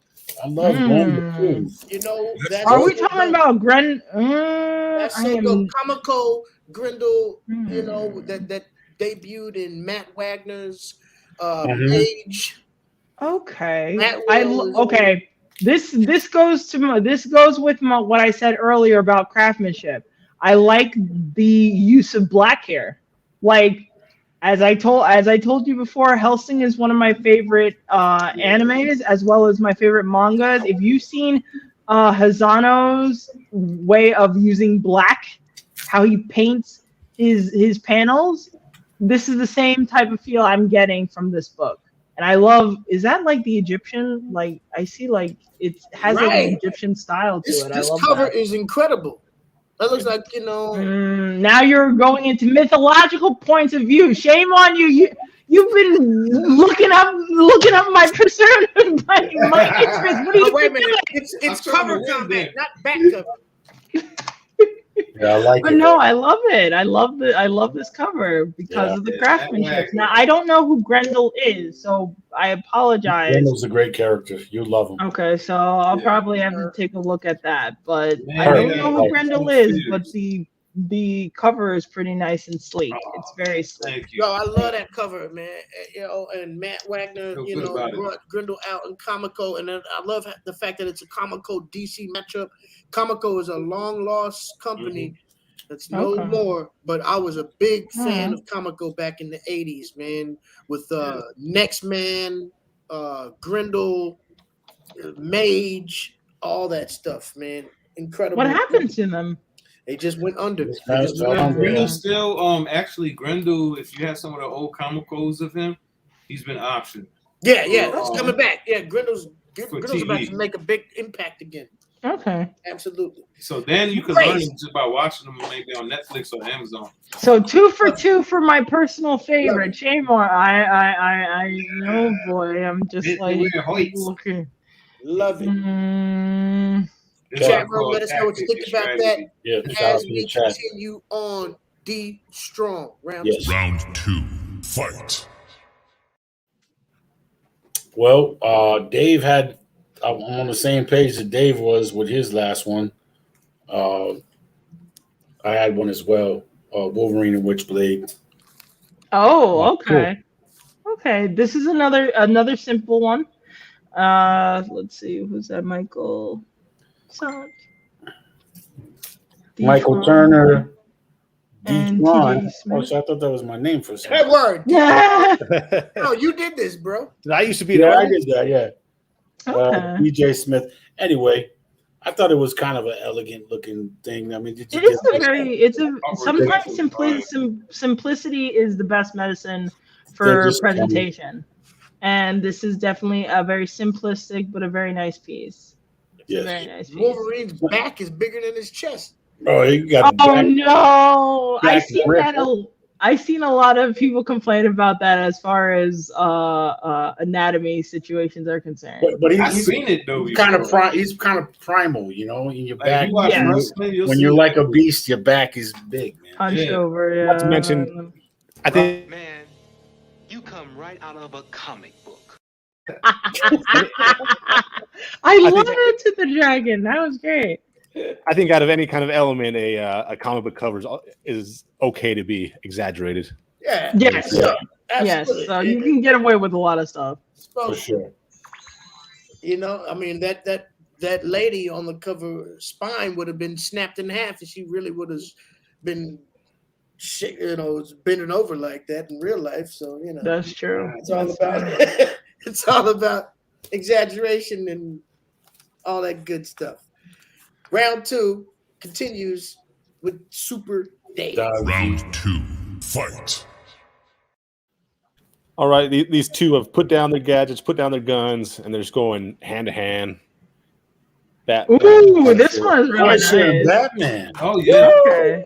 Oh You know, man, I it's thought I getting had intense. that. Just in general, the airs between the two. This is Yeah. two vigilantes Yeah. duking it out, but you have one that has no reserves whatsoever and willing to kill, while the other one has a special code to the point that they won't kill.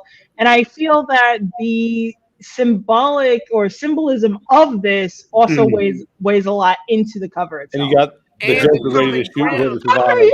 survives. Of course, you have to have Joker. somebody from the peanut gallery. Jeez. And a common ground that they're on is the fact that they both don't have superpowers. Yeah. Yes, that's also another thing. Yeah. So it's Yeah. we're like whose thirst for vengeance and passion will outmatch the other with the code that you live by. Gee, I wonder. This was a conversation that we had earlier about Death Note. I love the right? Punisher and the Batman. Punisher, Batman equally. but Punisher will let you I love live if you're not both. a guilty person. Well, but also, who dictates who's really a who's He guilty? might and kill you innocent? before you lose. See, so you know, And you might once he makes a jump the decision, there's gun. no convincing him otherwise. You know. Yeah. And Punisher is much more brutal than Batman for sure. Remember when he fought Daredevil? Ooh. Damn, that's an ill fight. I can't just come off the top of the head and decide who would win that battle. He told Daredevil, because when you hit them, they come back. When I hit them, they stay down. Yeah. It's like All right, let's pull them up. Let's pull up round two. Okay. Pull up Oh, round two. dear. This is I really get hard. it. This one's really hard. Pull up round 2. It's easy decision. Come on. Captain Kirk. Goodness. Just go ahead and disregard the first one. Oh, yeah. Unfortunately. Star Trek. Can you imagine Oh Storm God, and Uhuru together? Yeah, but I have to give it. selling his stuff. What? I apologize, but I would have to give it to Dave this time because the symbolism really tied it over. You really tied it over. I'm sorry. I was going for yours, Vic. Again, maybe third time's a charm. I don't know, but the symbolism really tied it over. It was killing me with your comic because I was like, should I basically forbade Hirano with his style of painting black? Yeah. Should I go against my sense of craftsmanship? But sometimes symbolism is just as valuable as craftsmanship. I thought Batman your said analogy was super on point. By the way. Batman agrees with you 100%. She Symbolism. mirrors your opinion right there in the chat room. So yeah, symbolism is. won out in this case. It was pretty intense. Super Dave It's good to have judges that can really just like look at it and do what you're doing right now. So cut that's through the awesome. bullshit and make a Thank decision. you. I love Appreciate that. We're not done though. We I just still take have losing like a little kid. another round left to go. Round 3, the final round. Let's go. Final round. Fight. Okay, what do we got here? I have such what's a the one. one? Oh my bad. I'm playing games. These Man. books somehow laughing, dying to win. I'm playing games. All right, we're gonna do it like this then. I can see ready. Go ahead. Drum roll. He's like, Let's go with Batman. Let's go with Ooh, Batman and Spider-Man. This one is Ah. and it looks like a All hologram Batman's- hollow. I love the perspective. It's really it's really cool. They actually I got Batman in the classic Spider-Man pose there. Right. Batman spreading that eagle. Yeah, he's going nuts first. But I love Nut first. I love Spider-Man. And funny, I'm arachnophobic, but I love Spider-Man. And I for the longest I've heard people talk about Spider-Man and Batman teaming up together, but this is the first time I've actually seen it. Well, there Yeah, you I've are. never seen this book See? either. It We're looks taking really you nice. down new valleys, new horizons, showing you all kinds of things that you thought was just a rumor, but now Ready C is bringing it to reality. Right Very here rare now. books. It's just weird that he's shooting the web while Batman has his eagle spread out. You really harping on that, huh? Word. Hey, be careful. like, The hold harp is that. about to break. All right, there it is. Two It's a of my great cover. favorite though. I love it. characters together in one. Batman and Spider-Man. Them together, you're not getting away. Whoever is Yeah. transgressing against these two is done. Yeah, pretty much. I've got, Chat room, let us know. That was a what you nice think. rare one though. That was a nice rare one. I never seen that. I gotta say. yeah. We're not stopping there though. Vic Vega, you ready? Yeah. Final round. Fight. I think this would be a great matchup if it were ever to happen in reality. Like, I think it would be epic. What the hell is that? I'm done. I'm done here. Why do you do this? Why do you do this to me? Why do you do this to me? That's not. Akuma and Dmitry Maximoff. Shame on you. Shame. Is that Did is that a did you cover? make these though? yourself? Did you make these That's- yourself?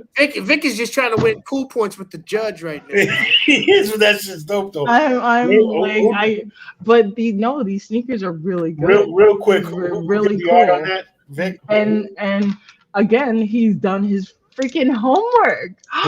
The shadows are on.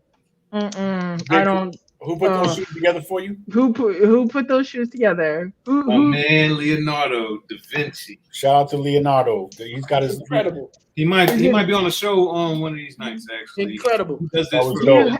So that was You just. have a Oh, are you gonna show a book now? You're gonna show? Yeah, okay. yeah. I was just, I had to do that. That shit's dope. So I'm doing round 3. What the hell is that? Oh, Savage Dragon and Ninja Turtles. Yeah. Oh wow, that's pure 80s right there. Yeah. That's pure 80s right I didn't there. even know they. I didn't know Oh they did that. no! Wait! Not only the fact this is Ninja Turtles, this is classic Ninja Turtles from the very beginning. Because if With you the look all at red their bandanas. their red The gear. bandanas, they didn't have gear. the different personalities at that given time. Mhm. Oh, this is like, we're going old, like old school. I mean, it's a lovely cover. Don't get me wrong, but also the fact that they went, okay, not the goofy type, more of the serious the colorful angle. guys. It's Okay, all, all right. The I strike. like it So this is like 80s splattered all over a cover. Hell pretty yeah. much. Nice. I gotta say, I'm proud of that pick. I like that one. That is also a very nice one. My dramatic round 3. And I think all the Uh, heat came out early. To tell you the truth, the heat was out there early. There was a lot of. So D-Strong, what you got? Final round. Fight. I think this cover is corny. To tell you the truth, I think the artwork is kind of corny, but there's just so many different characters. And when I looked on the inside, it wasn't too bad. Actually, the art on the inside wasn't bad, but the cover is. But DC versus Marvel. DC versus Marvel, the ongoing Nice. feud. Actually, that's really nice. great. That's really nice. Oh, my two girls, Storm and Wonder Woman. Yeah, They that's got my man logo in the front though. Yeah, hitters. that's actually that took me aback a little I bit. love Batman, logo. Captain Logo. America. Yes. Yeah, Superboy. You have Boy, Aquaman, Spider-Man. Shazam, or They should Captain just Marvel get back in the Aquaman day. the dignity of having the arms. Aquaman and Namor. And I see Quicksilver and the Flash. So Yeah, this is a that's- nice that's cover. tight. and Superman and the Frankenstein Hulk. But Oh. I don't know I who didn't- drew I Hulk. didn't like realize that. that. Yeah. It looks But like a no, Hulk. this is something. This has nostalgia This- written Oh, yeah. all. It has nostalgia yeah. factor written all over it. This is something that I could see like my younger self really geeking out over, and That's it's like, so oh my dope, man. god, like seeing these two universes collide together. It's just crazy, and it's very nice because like it's not. What I love about it is also you get to see everybody. It's not messy. I've seen Right. some crossover pictures that are like, oh, let's get everybody in there, but sometimes they're like so bloody messy. But Yeah. no, this is clear as crystal. I like And, it. I mean, the art Another isn't thing. bad on the inside. I mean, you got Spidey. One thing you gotta Oh. that you gotta It's good. It's good. It's good art on the inside. one thing to Great think fine. about one thing to remember about that Oh particular book, wow! though, D, Yeah, these are clean. This is very clean looking. that You get to DC see every Universe detail. logo on the front that you have right there, D. Mhm. Those DC Universe logo variants are very rare, and with those with the ones with those logos on the front, you gotta keep those safe. Yeah. I'll just tell you like that. Those are the DC Universe variants. With both logos. No, Yeah. the thing in the bottom corner at the left. That Oh. that DC Universe shit. Yeah. Hold on to that. Okay. I actually downgraded a little bit because I had the original plastic around it and I took it off to fucking to put it inside of a bag and board. Yeah, the DC Universe Fucked up, I guess. those are hard to come by. Still All gonna right. be still gonna be something special though. It is. All right, I'm gonna make sure I take care of it. But yeah, there you go. Fantastic. Round 3 is already crazy. We got one more Yeah. with Super Dave. Are you ready? Let's do it. David. Oh, Final round. Fight. oh my God. Oh, Ooh, that one's a clean one as well. Of course, Spawn I don't have that one. and Batman together. Oh my goodness, That's that one's really nice. I don't have that. What is with you? It seems like you guys withheld out. Like you guys can't. Now it's really this is seriously a hard decision regarding the covers that you guys picked because you have nostalgia factor. It's You not have supposed to be easy. It's not supposed to be easy. Every week it's crazy. Let's It's pull up not those supposed to be round easy. Let's get round 3 up. Oh man, because it's like. Batman. Oh come on, Vic. That's not Look at nice. your Bro. That's nice. Get your That's stanky nice. ass shoes off the screen. Oh goodness. Shit's on the But- porch, bro. Oh man. Oh All right, goodness. now- This is Anyway. really Actually, tough. no, we got to pull up all 3 rounds because Oh, Oh, it's all 3 now, huh? Oh, all 3 rounds now. Yeah, we show all 3 just overall. At the end, how we at the did. end we do. now you know I blew Okay, y'all. 3. Y'all knew it was me all day. Now, question: the 3rd round is basically for the 3rd comic, or just now all overall? No, it was for Third. the 3rd Each round was round for is the equal. 3rd. Each But round. we always show all 3 at the end. Yeah, we just show all 3 Okay, together. gotcha. But you know, really it's the And 3rd round. now, Kitty Sapphire, our impartial guest judge, amazing artist, future protege of the world. We need you to give us your decision on who won tonight's Drum roll. combat. one tonight, but oh god, in this particular case, oh man, because it's again, I have to go with I knew it. Thank you. Let me just go and get my roses. I got my roses back here. Hold on. I have to go in this particular case. Oh, brother, this is gonna be really, really typical. Is this for round 3 or overall? Overall. Overall? Overall, the winner. No, it's 3. Wait, if we're doing 3, and then the next round we're doing overall. There's no other round. There's no other round. We're gonna do wild cards next, but just pick number 3. So if for number 3, I will have to go with D Strong again. Strong.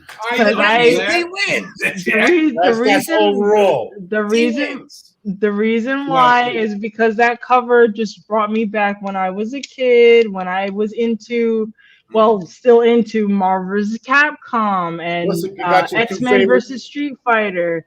And versus you got your 2 favorite girls. Yeah, if anything, the 2 favorite girls was just the cherry on top. It's just the fact that this is what crossovers are technically all about. And the artwork is very clean. You could see every single detail. There's no smudges or anything like that. No sloppy lines. Everything is clear as a bell. Right. And I have to appreciate that. So with that, it was the true essence of crossovers. I appreciate that. That was my favorite cover from round 3 also. I mean, when it comes Dave about to punch a wall after the show. When it comes to crossovers, Dave has cut so many people's throats on this combat. He's okay. Well, you said something about wild cards, so let's see. I got a few. Let's run through. All right, let's see what I came with the wild cards. This is what I had on the backup, just in case y'all started tripping. Backlash and Spider-Man. Okay. Backlash. Okay. Huh. Wow, it's the very strong lines. Like the shapes are very, very strong here. Yeah, I like in the facial structure, and the muscle structure. I've seen some. Right? Yeah, it's very strong here. So, I was definitely never aware of this crossover because Backlash I never knew was a big enough character to be able to cross over. And Bruce Wayne. And Agents of S.H.I.E.L.D. And Agents of S.H.I.E.L.D. This would have been a very interesting one. I'm surprised you didn't. And this is definitely a '60s type feel. This is what we always say. That would have blew my mind. Every time we do wild cards, we always say the same thing. Why didn't you use that? Yeah, we do that all the time. Okay. We do that all the time. Yeah, so like we go for popular instead of different. Okay. I don't know how to call it. Hey, don't get it twisted. This is the only one. I would have thought that I was gonna get my throat cut on this one. I thought everybody had this. No way. I got that one, but not on me. But I'm saying that sometimes the unique ones stand out. Because like I said, that was the least Vic, I'm going to be harping on you for pretty much the remainder of the night. I wasn't expecting the Street Fighter and Darkstalkers. Yeah. Darkstalker is it's a cult classic. So that's unique in itself. And you have to know the fighting game genre or the fighting game community if you want to know Darkstalkers. So, so don't get it twisted. And they got movies. Access. X-Men. X-Men and the JLA? Okay. Seen before. I can't front. That I never seen before as well. Access. This is about the character Access, who is the character who crosses between Marvel and DC. Oh, okay, that makes sense. Access, and the name actually fits. Why couldn't they get along? Why can't we all just get along? I was a villain that gets no at each other. Avengers versus. Oh, I could. Man, I ought to. Oh, if I knew you better, I would basically slug you in the shoulder. You should have shown me this earlier. Shame on you. I love Transformers. Freaking Peter Cullen is a god. Shame on you. Do you know they have Transformers? I wasn't gonna stop there with it. I also have G.I. Joe with the Transformers. Oh, wow. Wow, look at what he has. And this is like, you withhold you. I'm sorry, you shot yourself in the foot. I'm sorry. We It's hard, man. You should have used the Avengers versus Transformers, and then you have the old classic. It looks like the old Jack Kirby comic covers. Exactly. Well, they did. That was some really beautiful stuff to see. What do you got, Vic? I want to see this. Honestly, I don't really have too much to back up. I brought all 4 in case of Deathmate, just in case Ray C had it, because I thought somebody would have had that in mind. Deathmate. Okay. So that's basically Image Comics and Valiant Comics crossover. It's 2 different comic companies that were blown up. I got Deathmate, but I didn't know that was what the deal was. All the different foilies. Very pretty. That came out. Jim Lee's team. They got Bloodshot with Bobby Field and Youngblood. That one actually looks really good. Yeah, it was an interesting crossover at the time. It just didn't blow like they hoped it did. But there's 2 universes that crossed over. Just 2 young comic companies that weren't established enough to like make that impact they wanted. And then my last one was this crossover, which is literally called crossover. So yeah, I know what the this characters look very interesting. It's still running too, I believe, right? Yeah, I got the newest issue. I showed it last week. Yeah. But this whole storyline goes with the comic book world and real world clashing in the universe. Okay. And stuck in a boat, stuck in a force field, and then they held captive like comic book characters. So you get guest appearances from different comic companies throughout the book. I was expecting somebody to pull out the obvious crossover tonight. Damn right. But I have to say your picks were basically right on the money throughout the round anyhow. Right. So if anything, you chose the right ones. We didn't go easy. No, you didn't. No, you didn't go easy because of the fact that between Vic, D. Strong, you 2 were picking stuff that I personally adore and respect. A lot of the old school I respect. I respect where it came from and how they made a huge impact for future. And then you are just like picking out. Apparently you read my profile or something. You were really paying attention and you were just picking stuff that I just like overall. He rubs his chin. He's a real supervillain. All right. Diabolical plan is working. All right. I got like a bunch of the same run, but I'll just go through them quick. Let's see. Batman and the Ninja Turtles. Oh, this is now more of a modern day Ninja Turtles because now the bandanas are showing their personalities. But that is a very good. Too. Yes, it is. It looks like it's a nice wash of paint. Yeah, right. It looks pretty more this. Bebop Rocksteady. That was Bebop Rocksteady and paint, and then you have this paint wash on it. Oh, I mean, yeah, this would you would have blown I was a little hesitant on certain cases, but if you would have shown me this, you would have just gotten it out of the water in many cases. But you know what? You know what though, Kitty? Teenage Mutant Ninja Turtle clan. Kitty, you know what? I already blew him out the water, so I don't need to do that. So we're good. No, you gave me 2 out of 3. Come on, baby. Wow, this is nice. I'm talking I bowed down. Smith and Wesson from Boot Camp Clip. Bro, I'm gonna tell you right now. Who I thought had the dopest cover, I still go with that Batman and fucking Archie. But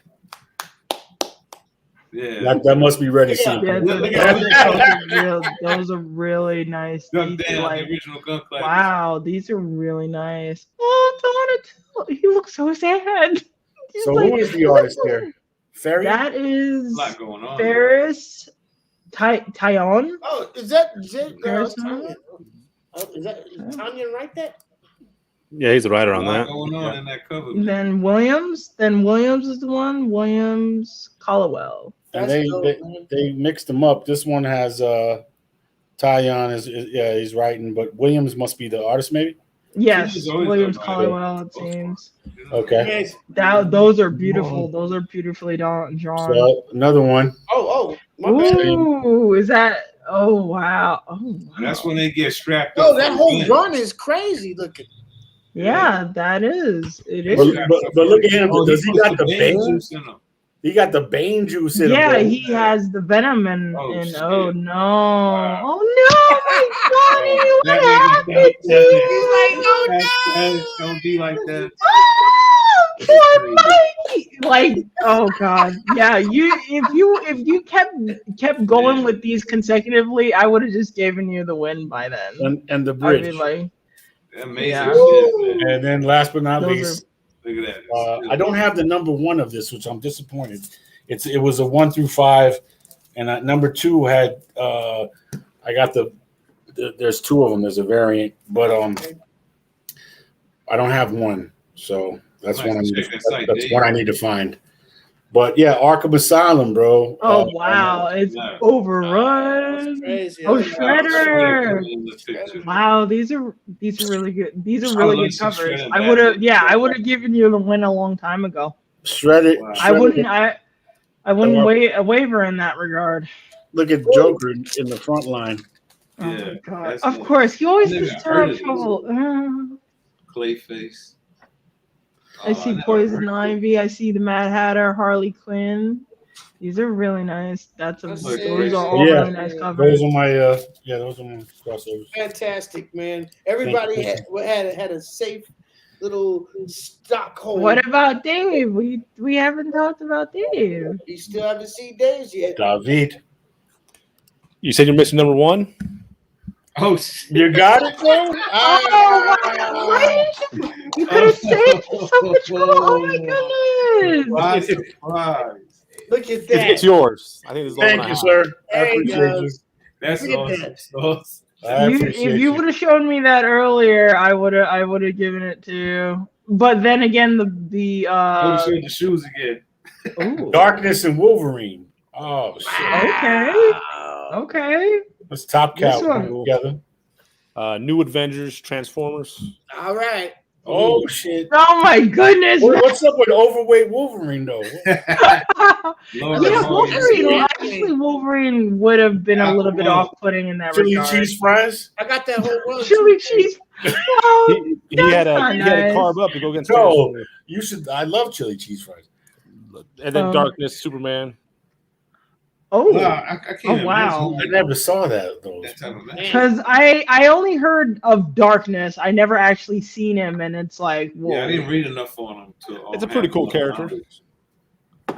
Is he up there similar to Witchblade and Vampirella and? Darkness He is came out around the same Same- time. same- Okay, so because I'm getting that vibe. I'm feeling that vibe from Yeah, him. he's a based on top his cow design. property. he's a mob boss too, and there's video games with him that are really cool. Okay. Okay. Well, you guys did it. Actually, Yes, you sir. guys done an excellent job, but I have to give it to D Strong. If it was a ranking system, I would say D Strong first, Vic a close second. I'll take it. A close second. You were killing me on all the others. I'm like, should I go with favorite or should I go with craftsmanship? I have to go with craftsmanship. That's the first thing. I never like putting out I don't like putting out bad material. I really don't. Word. And then Dave would be number 3, and Ready C would be number 4. That's I all guess right. you get everybody. You know, But we love you. we take it all in stride, and we love every opinion here on the trap. You know, But no, you're fun to hang around with, and you have your. Hey, I said the crossovers that you picked were really cool. Don't get me wrong. They were really cool. But as far as the extra stretch with the symbolism, the actual detail in the store and craftsmanship, and then pulling on certain heartstrings made the difference. that guy. Word. He had the inside information. This is one of our very few 3-hour shows that we've had in a long time. So Thank you for being here with us for this We long. really Well, appreciate thank you it. so much for inviting me. I really had fun. The door is open. Yeah. You know, we need to continue to know about everything that's happening in the future. Send us that information. The Patreon, we're gonna continue to Yep. support. Put it up in the chat. Thank you. I will there. definitely do that. I sent you guys my link tree, so to basically show where I'm at. So whenever you feel like it or whenever you have downtime, you can take a look. We always support our guests. Yes, indeed. Yeah. We'll have all that up on the Comic Book Trap House Instagram throughout the week. On our YouTube channel, you can definitely check the replay. We truly thank you, and Peace, we look Kitty. forward to everything that's happening in the future. Stay tuned. We'll be back next week with episode 113. 113. Y'all got to stay safe out there. Stay healthy, man. We love you all. Read some be books. back. Yes. Peace. Number 1. Nice.